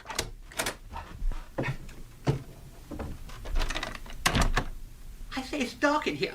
It's full of my dresses. Mind out. Keep still or you'll have all those hat boxes down. 2 minutes, nearly up. I'm coming. Here are your ruddy letters. Thank you. Don't mention it. You got my telegram? Of course I did. And you notice I've shaved off what there was of my moustache? I notice that there is no improvement. To hew the thing off was my first move on finding out about your underhand skullduggery, sneaking off to nightclubs with that louse Wooster. You know perfectly well I was collecting atmosphere for my next novel. Ho! And don't say ho. It gets you cordially disliked. I will say ho. Your book, my foot. I don't believe there is any book. I don't believe you've written any book. Indeed. How about Spindrift, now in its 5th edition and shortly to be translated into Japanese? It's probably the work of that louse Gorringe. I beg your pardon. Mr. Cheesewright, I believe you have been drinking. Nothing of the kind. Anyway, I wish you'd take that pumpkin head of yours out of my room and out of my life. My head is not like a pumpkin. It is. It is not. I have it on the authority of Bertie Wooster, who says it's more like the dome of St. Paul's Cathedral. Wooster! That louse, Wooster. I didn't come here to talk about my head anyway. I came to talk about Wooster, the slithery serpent who slinks behind chaps' backs. Wooster, the snake in the grass from whom no woman is safe. Wooster, the modern Don... What's his name? You've been conducting an intrigue with him all along. Mr. Cheesewright, will you please get out of here? All that bilge about wanting me to grow a moustache. It was just a ruse of yours to break it off with me and switch over to that grass snake Wooster. Ha, you said. I have it. I'll order him to grow a moustache. That'll fix him. That'll make him hand back my letters and walk out of my life. Walk out is right. Darcy Cheesewright, go away now, or I'll start ringing bells. The door is behind you. It opens easily if you turn the handle. Shut up. We were discussing that leper Wooster. Is it your intention to marry this human gumboil? It is. Oh! Oh! What's that noise? It came from the cupboard, in there. Oh! So, it's you. Yes, me. Come out of there, serpent. Ah! Let go of my ear, Stilton. Ah! Caught in the act. Ah! Not in the act, no. Unhand me, Stilton. There's a perfectly reasonable explanation. Florence, you tell him. I am not interested. I wish you both get out of my room. I want some sleep. Wooster, the snake in the grass. Wooster, the menace to pure womanhood. We shall not settle our differences with women present. One has one's code, and I will wait for you in the corridor, Wooster. I give you 2 minutes to straighten your tie and say your prayers, and then I shall expect you to join me for a conference. Just the two of us. The window, the ladder. That's the way I came, that's the way I go. The corridor, forsooth. Florence? Florence, old thing? The ladder's gone. It was there 5 minutes ago. I remember putting it there and climbing up it. Oh, my golly, no ladder, no escape. You wouldn't like to notch your sheets, Florence, and lower me to the ground? No, I wouldn't. Why don't you jump? And smash myself to a hash? You might not. Anyway, you can't make an omelette without breaking eggs. Please go, Bertie. I'm getting so sleepy. Well, of all the... No. Wait. Yes, it might work. It might appeal to the sordid side of Darcy Cheesewright's nature. Yes. Stilton? Time's nearly up, Wooster. Come along out. Stilton? Have you considered The drone's annual darts tournament. What are you babbling about? Bertram Wooster, the favourite. And who was it drew the lucky Wooster ticket in the sweepstake? Darcy Cheesewright. Well, what about it? Well, by drawing my name, you have set yourself apart from ordinary men. To make it clear to the meanest intelligence, I allude to yours, my dear Cheesewright, where the ordinary man, seeing me strolling along Piccadilly, merely says, "Ah, there goes Bertie Wooster, that new moustache becomes him well," you, having drawn me in the sweep, say, "There goes my 56 quid." Well? The finals will be played shortly, Stilton. And what happens if the favourite goes to the post with his eyes bunged up and his spine broken in 5, or was it 6 places? Do you get it, Stilton? Get what, Wooster? Oh, come on, Stilton. If you insist on fighting me now, and if by any chance you win, you will undoubtedly make your sweepstake chances null and void. Null and void, Stilton. Ah, that's got him. The mean old son of a bachelor. Filthy lucre, that got him. Well, there is something in what you say, Wooster. I shall have to think about it very carefully, yes, and if I decide... Well, good night, Wooster, for the time being. We must all get some sleep, and then, yes, I shall think about it very carefully. Phew. He's gone, Florence. Florence? Well, I'm dashed. She's asleep. Of all the heartless... Well, back to bed for Bertram, too. All clear in the corridor? Yes, all clear. Home at last. Oh, hello, Aunt Dahlia. Unexpected pleasure to find you here. To what do I owe this late-night visit? I say, I do like your maroon dressing gown. Well? You look angry, old relative, like a female minor prophet about to curse the sins of the people. What in the name of all that's bloodsome do you think you're playing at, young pie-faced Bertie? It is now 1:20 in the morning, and not a spot of action on your part to come and steal my necklace off my dressing table. What have you been doing? Aunt Dahlia. Don't interrupt. You were to have gone out into the garden, put up a ladder, climbed into my bedroom and snitched my pseudo-pearl necklace, so that Tom couldn't show it to his expert friend tomorrow. Tonight, damn it. That necklace is still on my dressing table, and I've come to find out what the hell's going on, you revolting piece of cheese. Aged relative, would you mind informing me in a few simple words why you told me your window was the last one on the left? And be very, very careful how you answer. What do you mean, be very careful? It is the end one on the left. Pardon me. Looking from the house, yes. Oh, looking from the house? I thought you meant looking at the house. You abysmal chump. Don't tell me you got into the wrong room. It could hardly have been wronger. Whose was it? Florence Craye's.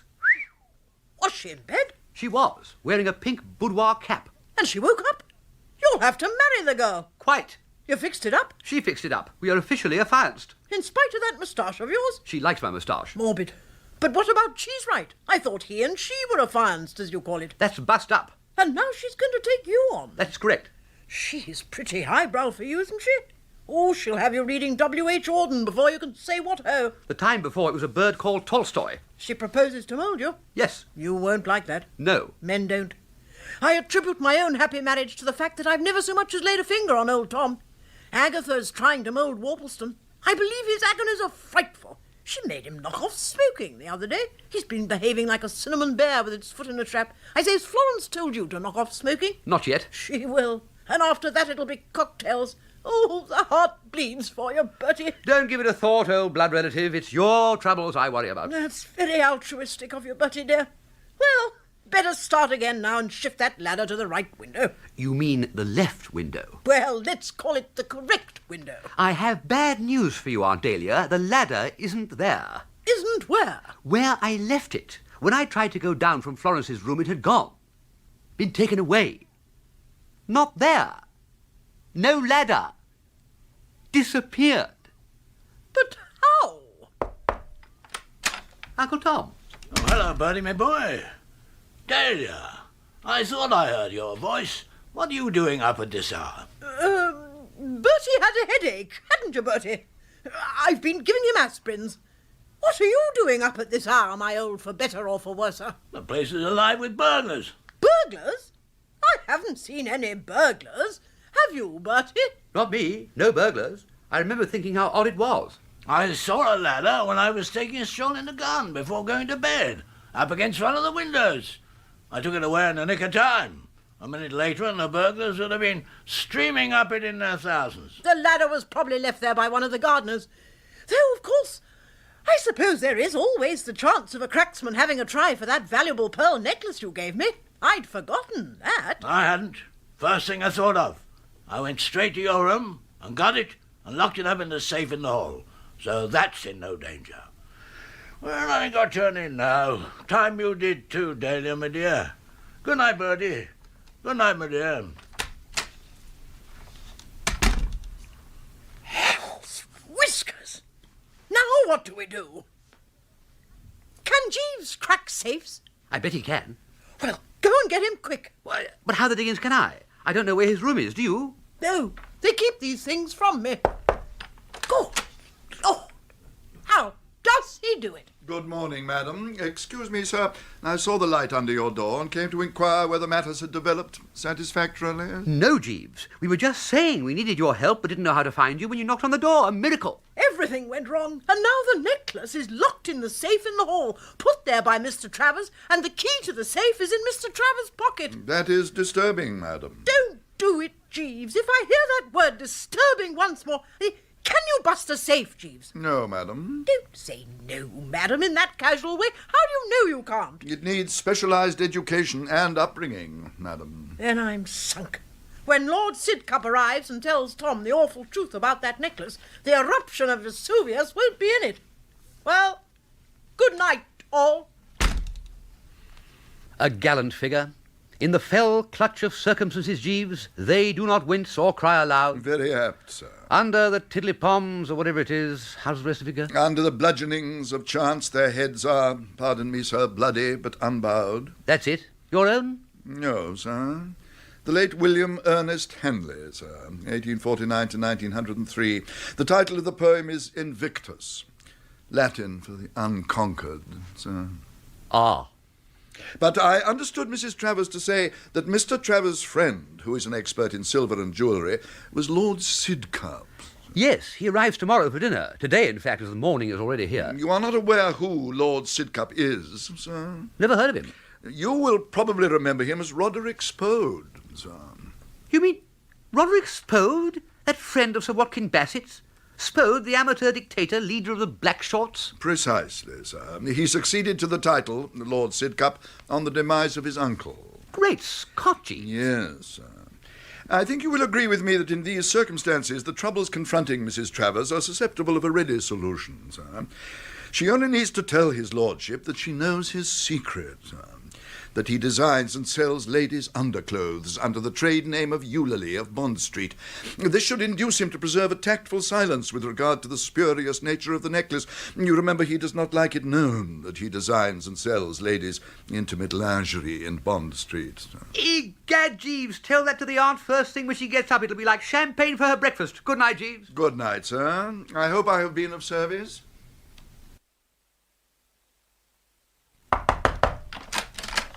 Bertie, you idle young hound, wallowing in bed on the maddest, merriest day of all the glad New Year. I've heard the good news. Hats off to Jeeves again is the way I look at it. He tells me that chap Lord Sidcup is our old dictator pal, Roderick Spode. Yes, and Jeeves has told you about Eulalie? Yes, and I now hold Spode, alias Sidcup, in the hollow of my hand. You propose to draw him aside and remind him you know his guilty secret? Exactly. Strongly recommending him when Tom shows him the necklace to say it's a lovely bit of work and worth twice what Tom paid for it. That should spike his guns and draw his teeth. It can't fail. Fancy his owning Eulalies. Oh, he must make a packet out of it. I was in there last month buying some caminnickers, and the place was doing a roaring trade. Oh, by the way, Bertie, talking of caminnickers, Florence was showing me hers just now. I'm surprised. Oh, not the one she was wearing, idiot. Her reserve supply. She was totting up her trousseau. With me in mind? I'm afraid so. Already she's speaking freely of bridesmaids and caterers and St. George's, Hanover Square, somewhere around next November, she seemed to think. Well, the situation is serious, but not, I think, desperate yet. Stilton surely may still see what a fathead he has been and beg Florence for forgiveness. I can't can't see why he didn't hammer the stuffing out of you when he found you in the loved one's bedroom in the small hours. Ah, because he's drawn my name in the sweepstake in the annual Drones darts tournament and will hold his hand at least till I won the final match and he has trousered the £56 first prize. I made this clear to him in Florence's room. It bottled him up good and proper. Well. Yeah. And now, Dahlia, if there's nothing else you wish to discuss with me, perhaps you will withdraw while I shave and dress. I shall then walk your grounds and arbours with a thoughtful cigarette or two and look forward to something special from Anatole in the way of lunch.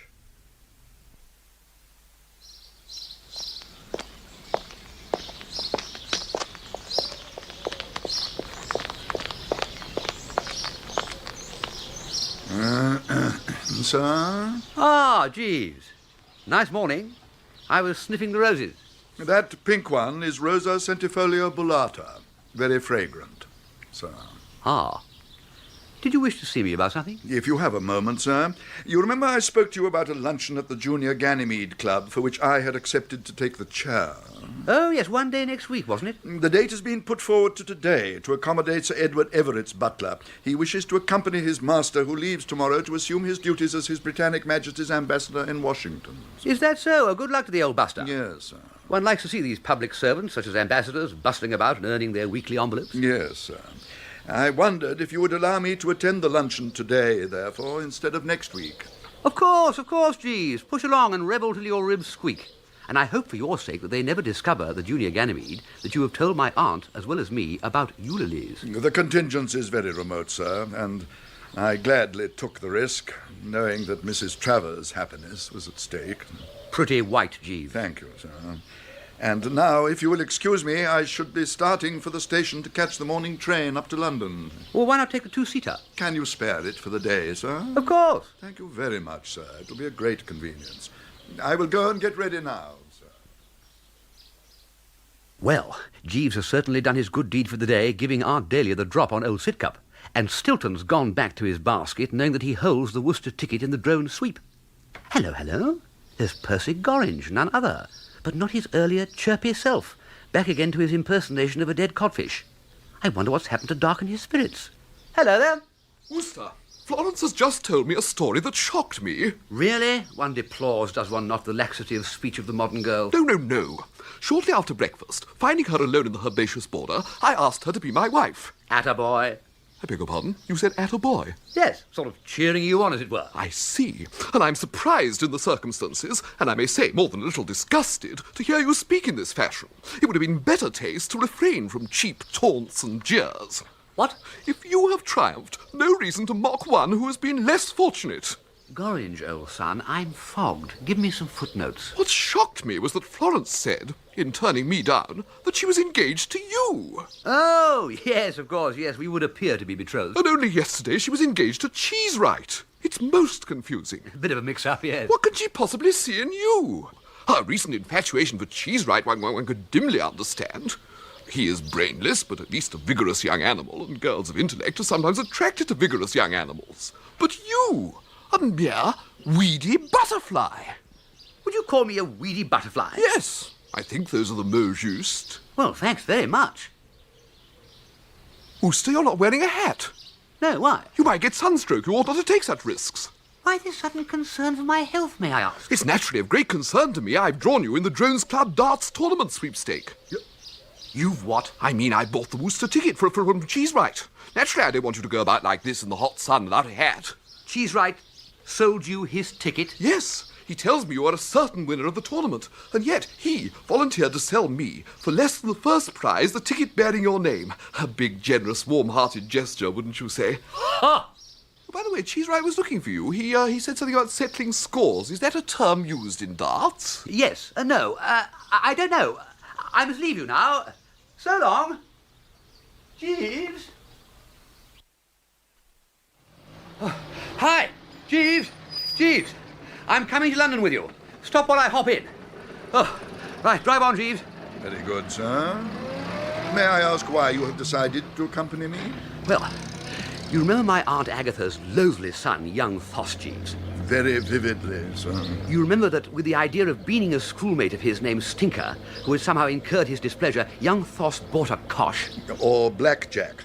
to use the American term, sir. Well, never mind the American term, Jeeves. You took the weapon away from Thos. I deemed it wisest, sir. It was wisest, Jeeves. Where is that cosh? Among my effects, at the flat, sir. Ah, I thought so. That's what I'm going to London for, the cosh. I must have it to repel attacks from Mr. Cheesewright. I see, sir. But may I not bring it back for you? No, Jeeves, thank you, no. I'm afraid I must ask you to come back by train this afternoon. I will get the cosh from the flat, lunch at the drones, and drive back to Brinkley for a late tea. Then let Stilton come. Without my cosh, I will be as corn before his sickle. With my cosh, my strength will be as the strength of 10. Hello, Bertie. Hello there. Press bells if you want some tea. What became of you this livelong day? I needed you. Blasted Sidcup turned up early. I feel like a cat on hot bricks. What's up, old relative? Didn't the Eulalie scheme work? Hasn't had a chance to work, damn it. Before I could draw him aside and remind him that I knew his guilty secret, and say I would shout it from the housetops if he spoke ill to Tom about my necklace, before I had time for that, Tom took him off to his collection room to show him his foul silver. They've been closeted there for a good hour, and I've had to wait and wait. Sooner or later, Tom's going to bring the man to the safe in the hall here, and that's when the balloon goes up, or falls to earth with a sickening thud. How can I prevent it? Where's Jeeves? Send for Jeeves, Bertie. Only Jeeves can help. But, beloved aunt, Jeeves is in London and not likely to be back before dinner time. What? You let Jeeves go away at a time like this? You are a blithering idiot, Bertie. Oh, hello. Here's that perisher, Percy Gorringe. Good afternoon, Mrs. Travers. Wooster, where have you been all day? In London, most of it. Practising your throw at darts, I hope, at the drones. Yes? You must go into your matches trained to a hair. Gorringe, you ghastly sheep-faced fugitive from hell. Get out of here, blast you. We are in conference. I'm sorry to have intruded at an unseasonable moment, Mrs. Travers, but I have a message for you from my mother. She desired me to ask you if it would be convenient if she came to your room. Is it important? I received the impression that it was most important. Oh, all right. Tell her in half an hour. Thank you, Mrs. Travers. And if any other subhuman gargoyle with side whiskers comes butting in and distracting my thoughts, he takes his life in his hands. I'm going back to my vigil outside the collection room. Wooster!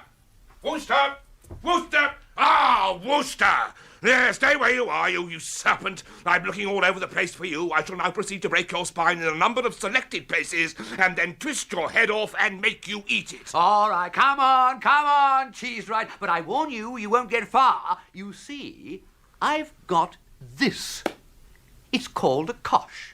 Best friend of a man of slender physique when dealing with a plug-ugly ex-policeman. I mention no names. But if you make one move to come to closer quarters, I shall bounce this cosh mercilessly on your pumpkin-like head, and you will go down like some lordly tree of the forest to the woodman's axe. Oh. You wish to parley? I wish to break your spine. Ah, yes. But now you see the little weapon in my hand, saner thoughts will prevail, will they not? You put that thing down. I propose to put it down. Jolly hard. The moment you make a hostile move, Stilton, on your head. With a head the size of yours, I don't see how I can avoid hitting it somewhere. And when I bop heads with this thing, they stay bopped till nightfall. Ow! Gotcha! So much for your cosh. I made you drop that soon enough. Now to business. No, you don't, Stilton. Just you wait, Wooster. That sofa won't save you. Just wait till I catch my breath. No, you don't. No, you don't. Sippings! What do you want? Excuse me, sir. I've come to answer the front door bell. The door? Yes, sir. The front door. The bell is rung. The front doorbell, Stilton. Sippings the butler is answering it. Some visitor, doubtless, waits without. Thank you. Is Mrs. Travers in? Yes, miss. Please come inside. Oh, I've left my bag outside. I'll go and fetch it. No. I say, please let me. Oh, well, thank you. I'm Daphne Moorhead. Isn't your name Cheesewright? Yes. Yes, it is. Well, fancy, I thought the face was familiar. You used to row for Oxford, didn't you? Yes. Yes, I did. I thought so. Somebody pointed you out to me at the 8th-week ball one year. I say. But I almost didn't recognize you now. You had a moustache then. I do think moustaches are simply awful. Yes. I always say that a man who can lower himself to wearing a moustache might just as well... Oh, I'm sorry. I didn't see. There are moustaches and moustaches. Mine is, well... let me introduce myself. Wooster Bertram is the name. I am Mrs. Travers' nephew, she being my aunt. Should I lead you to her presence? Yes, I suppose I ought to go and say hello to my hostess and editor. Mrs. Travers is running my next book as a serial in Milady's boudoir, you know. But what I'd really like would be to explore the grounds around here. It's such a lovely-looking place. Oh, I say. May I show you round?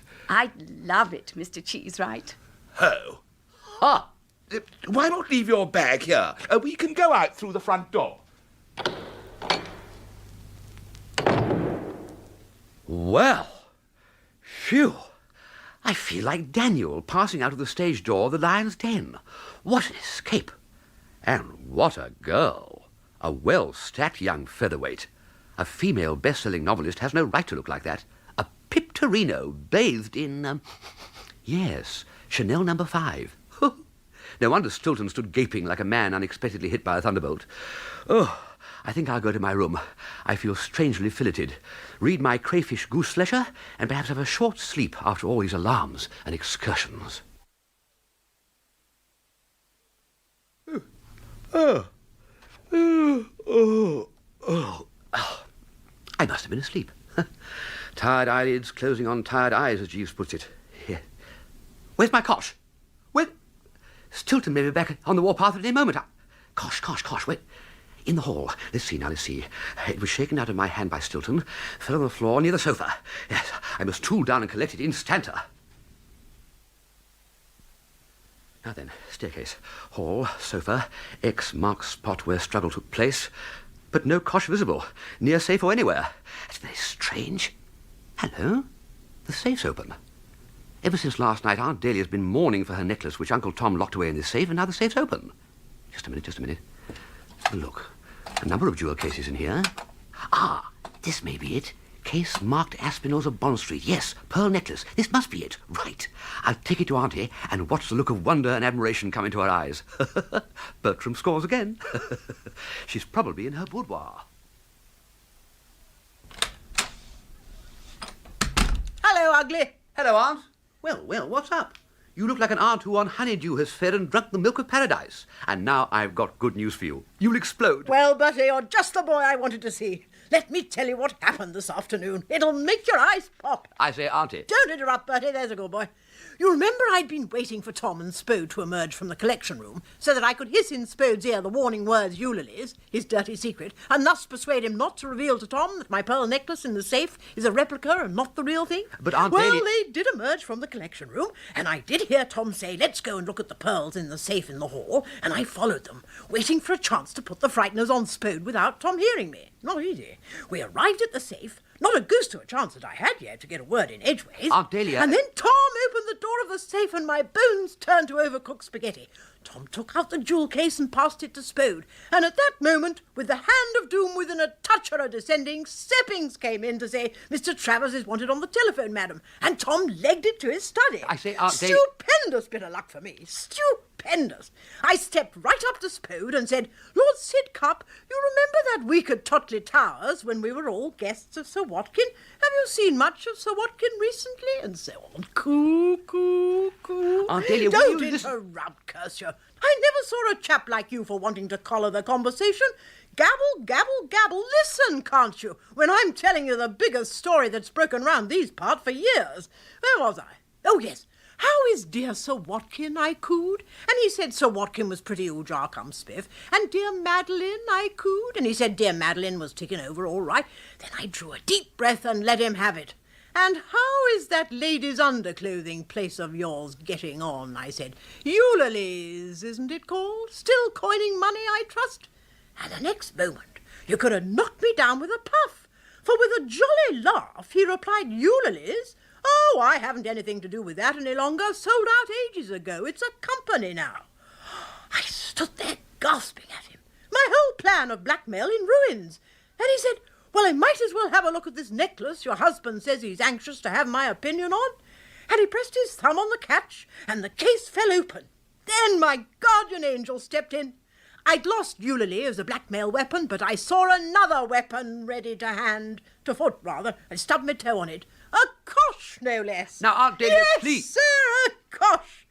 You wouldn't know what a cosh is, of course, so I'll explain. It's a small rubber instrument, much used by the criminal classes for socking their families and relations. Please, Aunt They Dahlia. wait till their mother-in-law's back is turned, then let her have it on the tortoiseshell comb.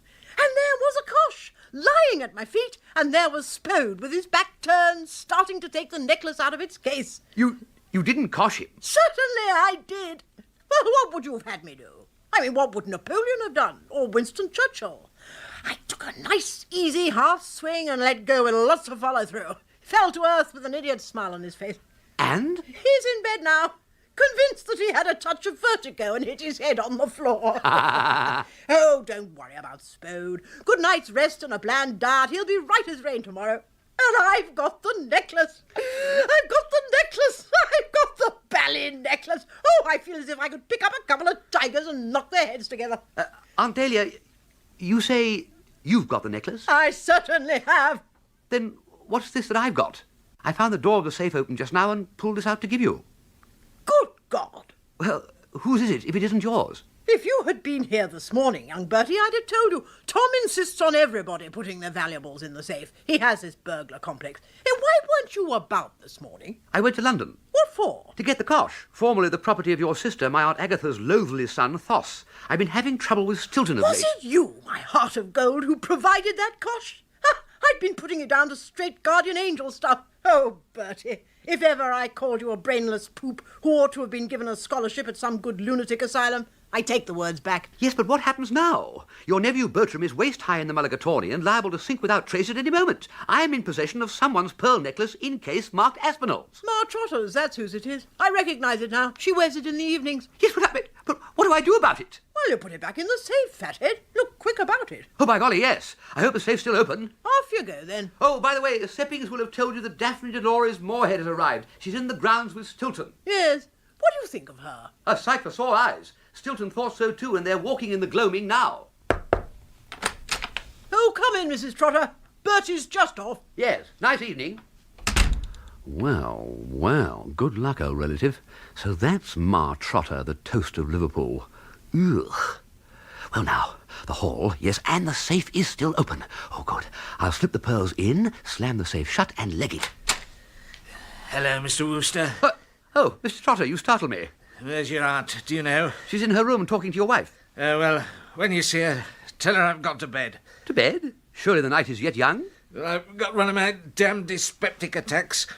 You haven't got a digestive pill on you, have you? Sorry, I came out without any. Well, I'm in agony. I feel as I'd swallowed a couple of wild cats. Hello? What's the safe doing open? Damn carelessness! That's the way things get stolen. I'll close it. Oh, my stomach. Good night, Mr. Wooster. Oh, law. If I'm caught with these pearls in my possession, I could go to Jug. Instant arrest. Oh, golly. Oh, Aunt Dahlia, Ma Trotter's gone. Good. Listen, the most fearful thing has happened, Aunt Dahlia. You bet it has. Disaster and desolation stare us in the eyeball. They do. You see, what happened... Remember Ma Trotter came to see me specially? What do you think she came to say? Aunt Dahlia, will you listen to me? I will not, Bertie. You will listen to me for once. That woman, Ma curse her Trotter, has thrown off the mask. She wants Anatole. Anatole, my peerless chef. Ma Trotter says she won't let her husband buy me out of the boudoir unless I give her Anatole as part of the deal. Aunt Dahlia! She reckons that with Anatole in her kitchen in Liverpool, she will give dinner parties which will make Mrs. Alderman Blenkinsop's guests desert her table in droves. Really. Now, listen, old flesh and blood. Just as I got to the safe to restore the Trotter pearls, that chump L.G. Trotter most officiously slammed the safe door shut. It leaves me still holding the pearls. I'm in a diggins of a jam. I'm trembling like a leaf. Me too. What am I to do now? What am I to do? On the one hand, life without Anatole is a thing almost Here I am with a valuable pearl necklace, the property of Mrs. L.G. Trotter of Liverpool. On the other hand, the boudoir will have to And when the loss is discovered, hues and cries will be raised, inspectors and sergeants sent for... I can't get my real necklace out of hock. I shall be found with what is known as hot ice on my person. Sweet suffering soup spoons, what'll Tom say when he hears that Anatole's leaving? What'll he say when he hears that his nephew is doing a stretch in Dartmoor? Who's doing a stretch in Dartmoor? Me! I shall be. You? Why? Haven't you been listening? Well, of course I haven't. Hist. What do you mean, hist? Hist.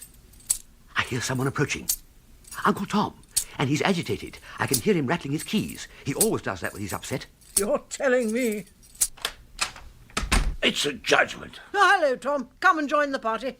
What's a judgment? This is on me for weakly allowing you to invite those infernal trotters here. You can't fill the house with people like that without causing disaster.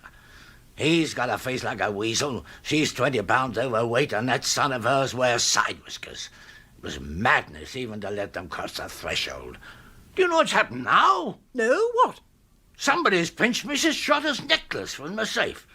She asked me to open the safe as she wanted to wear her pearls this evening. So I did. And the necklace wasn't there. You mean it had gone? You've got a lightning brain.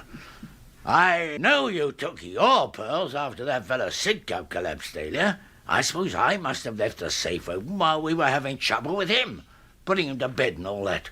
So somebody must have come along, seen the safe open, and improved the shining hour by pinching Mrs. Trotter's necklace. She's raising Cain and wants to send for the police. I calmed her down and I said it would be much better if I made secret inquiries first and didn't ask for the police yet.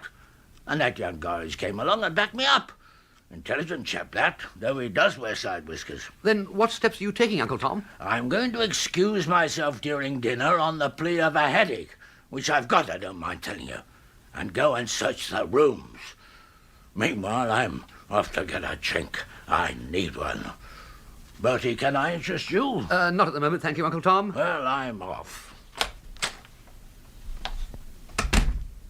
Golly. Golly is right. What do we do now? I know what I'd do now. I'd put the whole thing up to Jeeves if certain fatheads hadn't let him go off to London on toots just when we need him most. He may be back by now. Good evening, madam. Good evening, sir. I returned from London a short while ago, and I hoped to be allowed to report. How does he do it?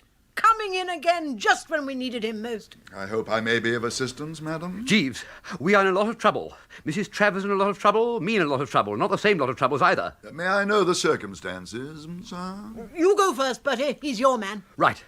Jeeves, here's my lot of trouble. I see, sir. You have Mrs. Trotter's necklace, and the safe is locked, and you fear you will be caught by the police with the pearls in your possession. But the dilemma can be easily solved, I think, sir. If you give me Mrs. Trotter's necklace, I will, during dinner, place it on Mrs. Trotter's dressing table. She will think she made a foolish mistake in supposing she had left it in the safe and raising the alarm at its disappearance. Jeeves, you've saved my life again. It's as simple as that. Here, then, is Mrs. Trotter's necklace, in case, with my thanks and admiration. I am glad to be of service, sir. And now you must hear Mrs. Travers' problem. Yes, Jeeves, hold your hat. Mr. Wooster's problem was as nothing compared to mine. I shall hope to be able to suggest something, madam. And she says she won't let her husband buy the boudoir unless she gets Anatole in with the deal. And you know how vital it is that I sell the magazine. Sweet spirits of Niter. If only there was some way of inserting a bit of backbone into L.G. Trotter and making him stand up and defy her. There is a way, madam. What did you say, Jeeves? Yes, madam. I think it would be a reasonably simple matter to induce Mr. Trotter to override the lady's wishes. But, Jeeves, L.G. Trotter's attitude towards Ma Trotter is that of an exceptionally diffident worm towards a sinewy Plymouth Rock or Orpington chicken. A word from her and he curls up into a ball. If I may explain, sir. I understand from Mr. Seppings, the butler, that Mrs. Trotter speaks freely about her determination that her husband shall be given a knighthood. That's right. She's always talking about it. It'll be one in the eye for her social rival, Mrs. Alderman Blenkinsop, in Liverpool. Yes, madam. But Mr. Trotter is very much against it. He is of a retiring nature. Receiving a knighthood is a very testing ordeal.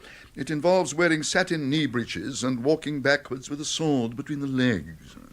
In addition, Mr. Trotter shrinks from being addressed for the rest of his life as Sir Lemuel.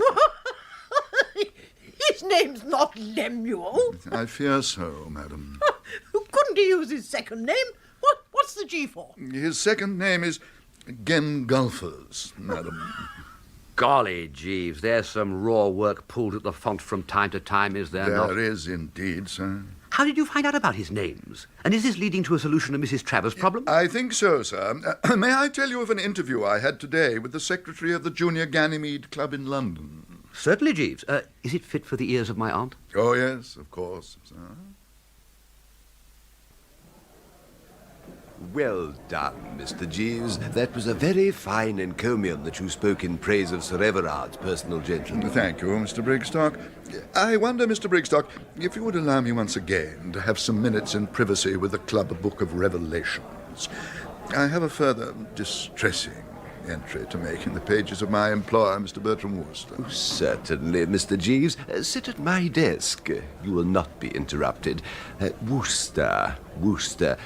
Let's see. Yes, that's the T to W volume. Here it is, Mr. Jeeves. Now, can I offer you a cigar? You have a pen? I'll leave you to it, Mr. Jeeves, and shall enjoy reading what you write. Thank you, Mr. Brigstock. I had ample time after adding a few words to the Wooster pages. I suppose about my being in front of the beak when they arrested me at the Mottle Oyster. I say, Jeeves. I am sorry, sir, but the rules are strict. Oh, well, carry on, Jeeves. And then I turned to the earlier pages of this volume, to the T's, and I looked up Trotter. I found something which will, I think, be of great value to Mrs. Travers now. What, Jeeves? Tell us. Mr. Trotter, some months ago, engaged as his personal gentleman's gentleman a young man named Whirlpool, who is a member of the Junior Ganymede. While in Mr. Trotter's employment, Mr. Whirlpool found in Mr. Trotter's wastepaper basket a rough draft of a letter in which Mr. Trotter was saying no thanks in most unequivocal terms to the authorities in London who had offered him a knighthood. In accordance with Rule 11 of the club, Mr. Whirlpool forwarded the document to the secretary for inclusion in the club's archives. The Book of Revelations. Oh, do shut up, Bertie. Go on, Jeeves. You see, Mr. Trotter's been offered a knighthood and has turned it down. Tell that to Ma, Trotter. Yes, madam.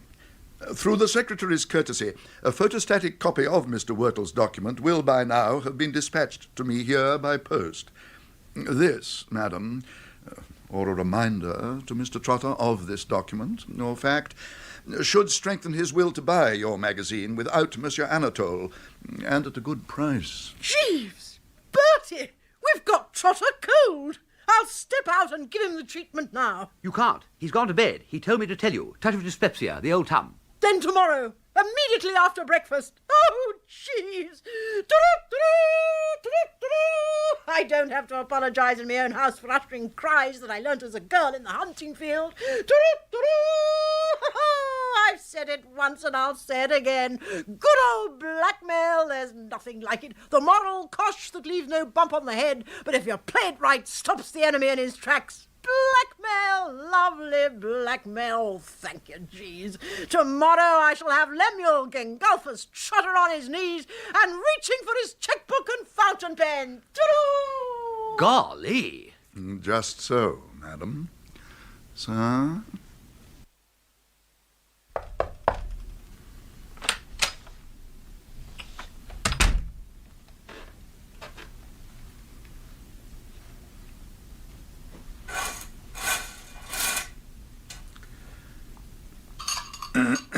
Good morning, sir.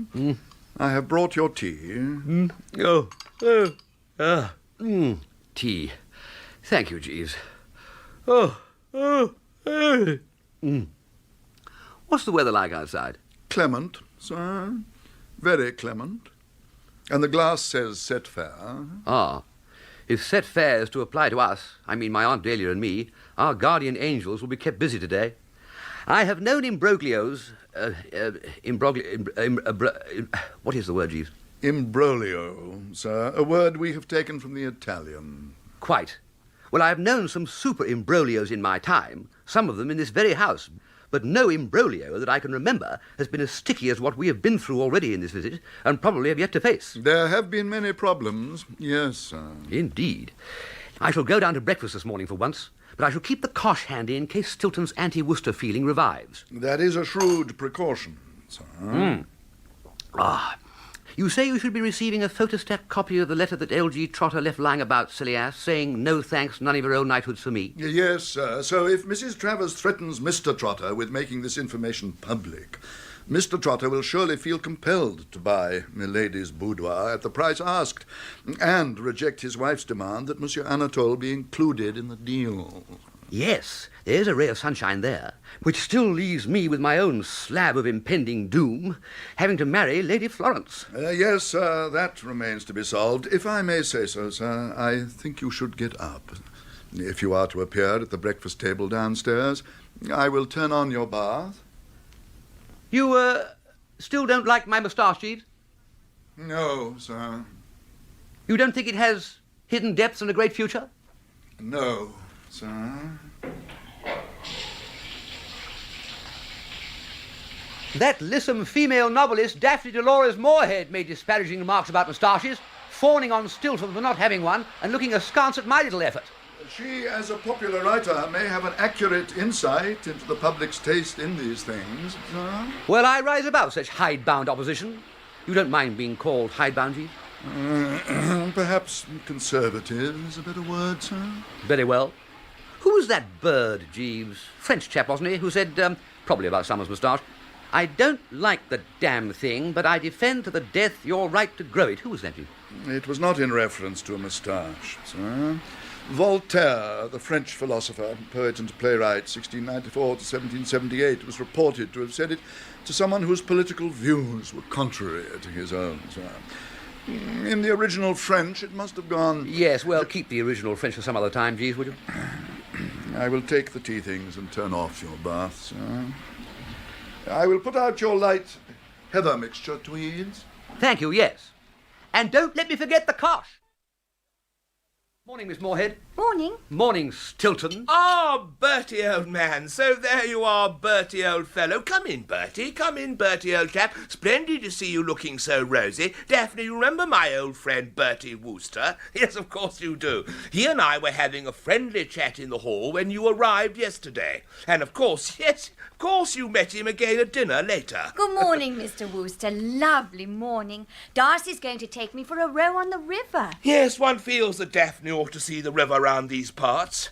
You might tell your aunt that we shall not be back for lunch. Seppings... That nice butler. Yes, that nice butler, Seppings, is preparing a luncheon basket for us, sandwiches and hard-boiled eggs, and has promised us a bottle from your aunt's oldest bin. Don't be long, Darcy. I'm going to get ready. Do let me.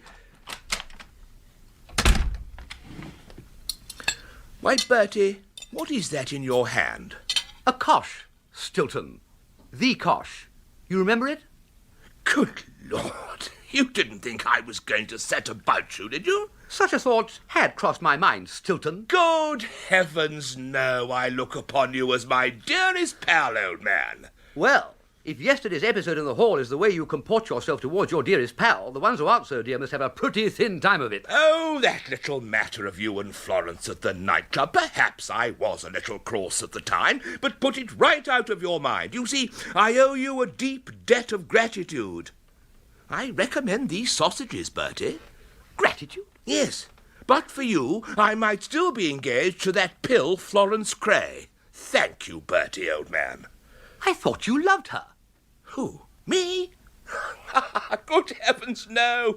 I may have imagined it once, one of those boyish fancies. But when she said that I had a head like a pumpkin, the scales fell from my eyes and I came out of the ether. Pumpkin, forsooth. I don't mind telling you, Bertie, old chap, that there are others, I name no names, who have described my head as majestic, yes? I have it from a reliable source that it makes me look a king among men. And that'll give you a rough idea of what a silly young geezer that blasted Florence Craye is. It's a profound relief to me that you've enabled me to get her out of my hair. Thank you, Bertie. Nobody else likes your moustache, but Florence seems to. You are ideally suited. One wishes you every happiness in your marriage. I'm ready, Darcy, and the luncheon basket's here. Oh, I'm coming, Daphne. Coming. Well, Stilton's obviously got it properly up his nose. He's fallen like a ton of bricks for the fair Daphne Dolores Moorhead, which really leaves me on the scaffold once more, stuck with Florence, the future Mrs. Bertram Wooster. Ugh, no!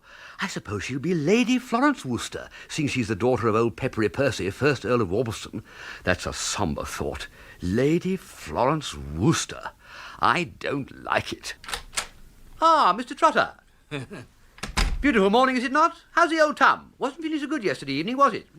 Have some of these sausages. I recommend the bacon, too. Sausages, bacon, oh, my dyspepsia's worse than ever. You married, Mr. Wooster? No, not actually. Yet. Then don't do it. Don't do it. You know what happens when you get married? You get bossed. You can't call your soul your own. You become just a cipher in the home. Have an egg. Oh, not have an egg. Don't you keep telling me to have things. Do you think I can look at an egg feeling the way I do? It's all this infernal French cooking. No digestion can stand up against it. But the chef, he's a genius. Thick sauces, garlic. Oh. And another thing. You get married, you give your wife a fine pearl necklace and it gets stolen. You get married, the first thing you know, you get stepsons runging on you, grow side whiskers and don't do a stroke of work. All they do is write poems about sunsets. Percy Gorringe, one cannot speak highly of his side whiskers. Ah, Mrs. Trotter, good morning. Good morning. Have some sausages. I see you have the Times newspaper with you. No news of your pearl necklace in the lost and found column, is there? Tell me how Middlesex is doing at Lord's when you come to the cricket pages. Ah, Aunt Dahlia, good morning. Aha, I thought you'd be surprised to see me. Yes, what brings you downstairs for breakfast? We are not often so honoured. No. Well, I'll be damned. Look at this in the Times. What on earth's the matter, my dear? You startle me. Don't speak to me like that, Mr. Lemuel Trotter, and I'll tell you what's the matter. They've gone and knighted Robert Blenkinsop. They have? Gosh. Is that all you can say? Gosh. Well, by heck then. Robert Blenkinsop of Liverpool for political and social services. Sir Robert Blenkinsop, of all the iniquitous pieces of idiocy. I don't know what things are coming to these days. I've never heard of such a thing. What are you laughing at, Lemuel? I'm not laughing, dear, just smiling. I was thinking of Bobby Blenkinsop walking backwards with satin knee breeches on and a sword between his legs. Well, let me tell you this. It's never going to happen to you now. If you're ever offered a knighthood, Lemuel Trotter, you will refuse it. Do you understand? I won't have you cheapening yourself. Sir Robert Blenkinsop, the idea. Sir Robert Blenkinsop! Oh, hell's bells! Now I've spilt my coffee all over the table. Damn you, you ruddy trotters! You startled me. You come to my house, you bring your miserable son or stepson Percy with you, you start losing pearl necklaces all over the place, you get seized with stomach aches, and Percy drifts about looking like Hamlet with a hangover. Ah, Seppings, just in time to help me mop this up. What's that you've got on your salver? A pearl necklace, madam. Good Lord! What? Let me see it. There it is. We've all been wondering where that necklace could have got to. It's yours, isn't it, Mrs. Trotter? It's mine, all right. But what I want to know is... Oh, morning, Florence. Help yourself. It's all on the sideboard. Morning. Hello, Mr. Gorringe. Morning. There's a place there next to Florence. Oh, good. You've met Florence Craye, haven't you? Oh, what am I saying? Of course, you're in love with her. Oh, silly me. What I'm saying is, how did my necklace come into your butler's possession? I think I'll call the police. Mrs. Trotter, I beg your pardon. Are you supposing that my butler would break into the safe and steal your necklace? Really? If I might explain, madam, it was not I who found the necklace. On Mr. Travers' instructions, I helped him with his search of the rooms at dinner time last night. Mr. Travers searched the guest rooms, I searched the servants' quarters. And I discovered the object in the bedroom of Mr. Wooster's personal attendant, Mr. Jeeves. Mr. Jeeves told me he'd picked it up in the hall. What? Well, tell this man Jeeves, whoever he is, to come here at once. Very good, madam. Mrs. Trotter, you do not order my servants about. Or rather, you do, damn you. Mrs. Trotter, my man Jeeves will certainly have a rational explanation. Madam, you sent for me? I didn't send for you, but now you're here. Hey, you! This pearl necklace of mine. The butler says he found it in your room. Yes, madam. I was planning after breakfast to make inquiries as to its ownership. You were you? I presumed it was some trinket belonging to one of the housemaids. You presumed it was what? I perceived at once it was merely an inexpensive replica made from cultured pearls, madam. What's that? Inexpensive replica? I paid 5,000 for that necklace. Of course you did. The man's intoxicated. And a thief! Intoxicated? Jeeves at 10 in the morning, a laughable thing. Jeeves? Sir? Say, Theodore Oswald Twistle, the thistle sifter, sifting a sack of thistles, struts 3 thorns through the thick of his thumb. Very well, sir. Theodore Oswald Twistle, the thistle sifter, sifting a sack of thistles, thrust 3 thorns through the thick of his thumb, sir. Mrs. Trotter, my case rests. You can bank on Jeeves, Mrs. Trotter. He knows about jewellery. If he says a necklace is a dud, you can bet it's a dud. Emily, explain all this. I can't explain it, Lemuel. I bet I can. You've pawned the necklace that I gave you to get money on the sly for that idle, good-for-nothing brother of yours again. No, I didn't. Don't lie to me, Emily! Oh! Wait! I can explain everything. Percy Gorringe. Mother is innocent. It was I who pawned her pearl necklace. She entrusted it to me to take to the jeweller's to have it cleaned. I needed money urgently. What an extraordinary thing to do. Did you ever hear of anybody doing anything like that, Bertie? Not in all my puff. Amazing, eh? Pawning a £5,000 necklace. Bizarre, you might call it. Still, that's how it goes. That's how it goes. I needed £1,000 to put into the play. £1,000 to put into a play?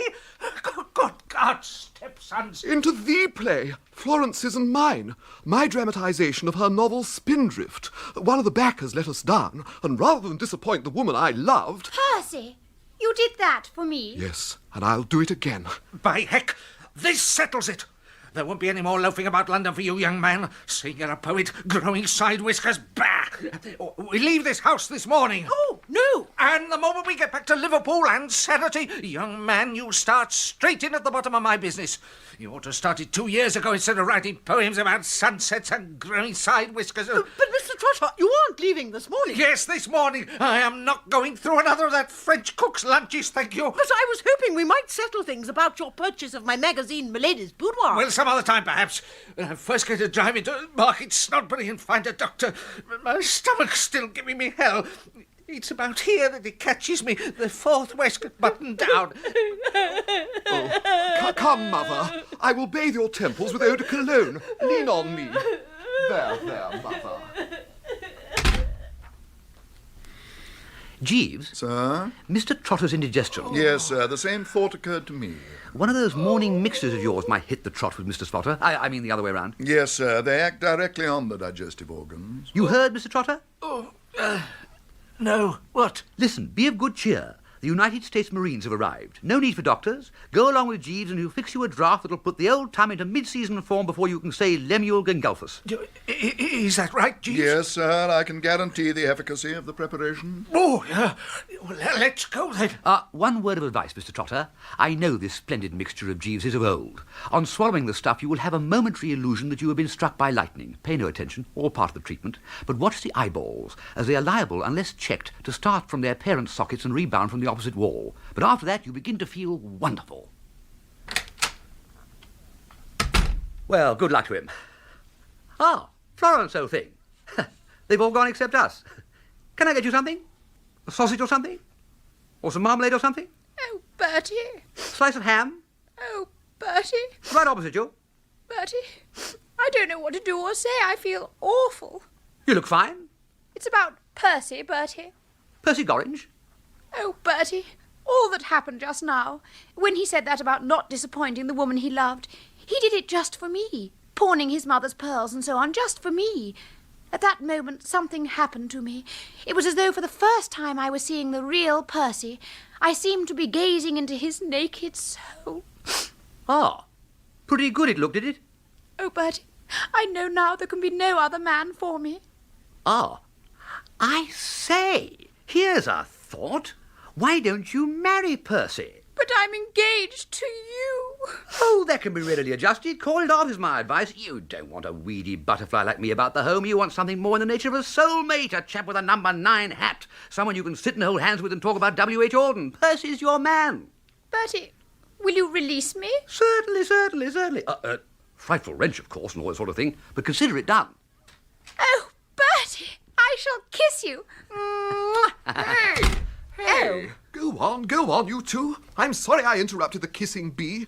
Two loving hearts and engaged to be married. Percy, don't be silly. I love you. What? You do? But you're engaged to Wooster here. No, that's off, Percy. Carry on, old sport. You have the green light. Bertie has released me, Percy. I was kissing him because I was so grateful.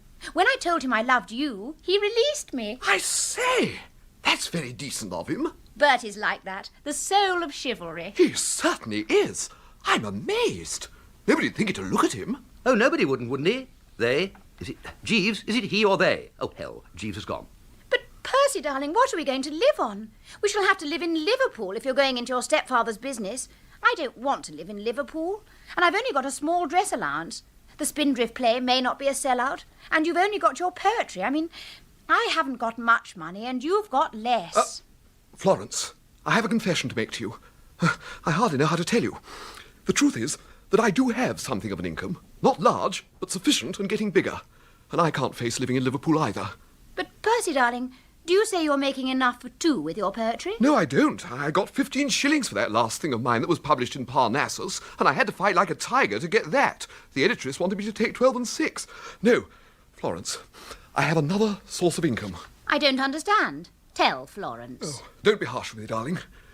I write detective stories under the name of Rex West. Rex West? Lord lover, did you write The Mystery of the Pink Crayfish? Yes, I did. And Murder in Mauve, and The Case of the Poisoned Donut, and Inspector Biffin Views the Body. Splendid. Who was it in the crayfish book? I've got it upstairs, reading it now. Who was it murdered Sir Eustace Willoughby Bart with a blunt instrument? Go on, spoil the ending for me. I must know. Burwash the butler did it. As I suspected Burwash from the first.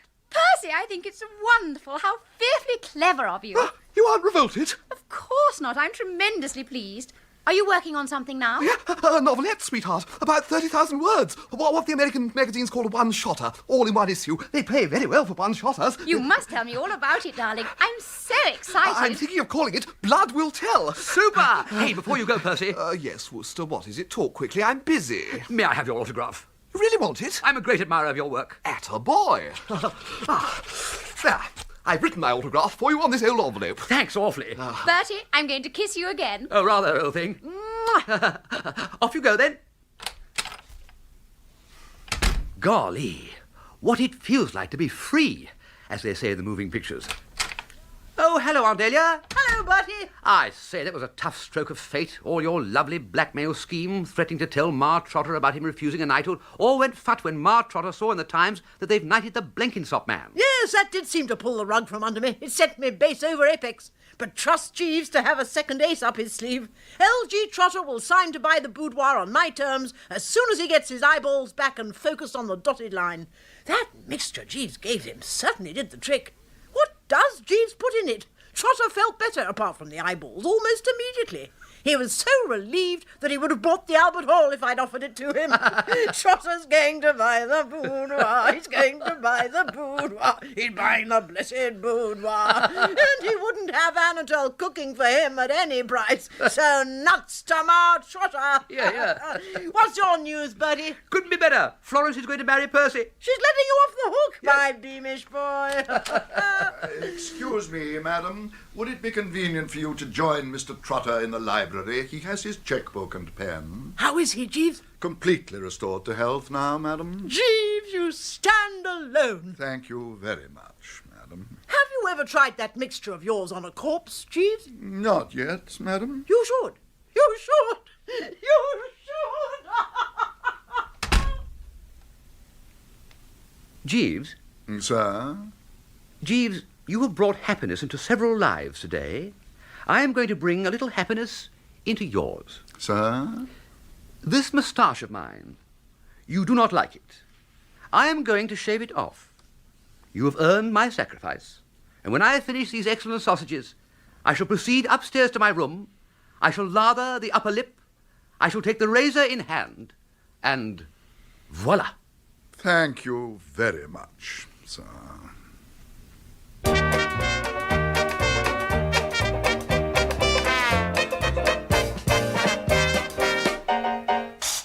What Ho Jeeves by P.G. Wodehouse.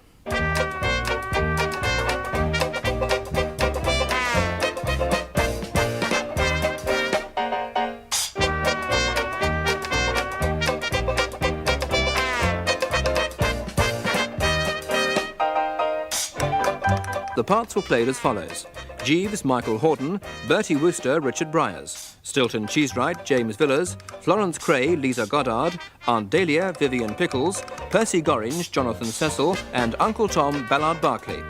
Jeeves and the Feudal Spirit was adapted by Richard Osborne.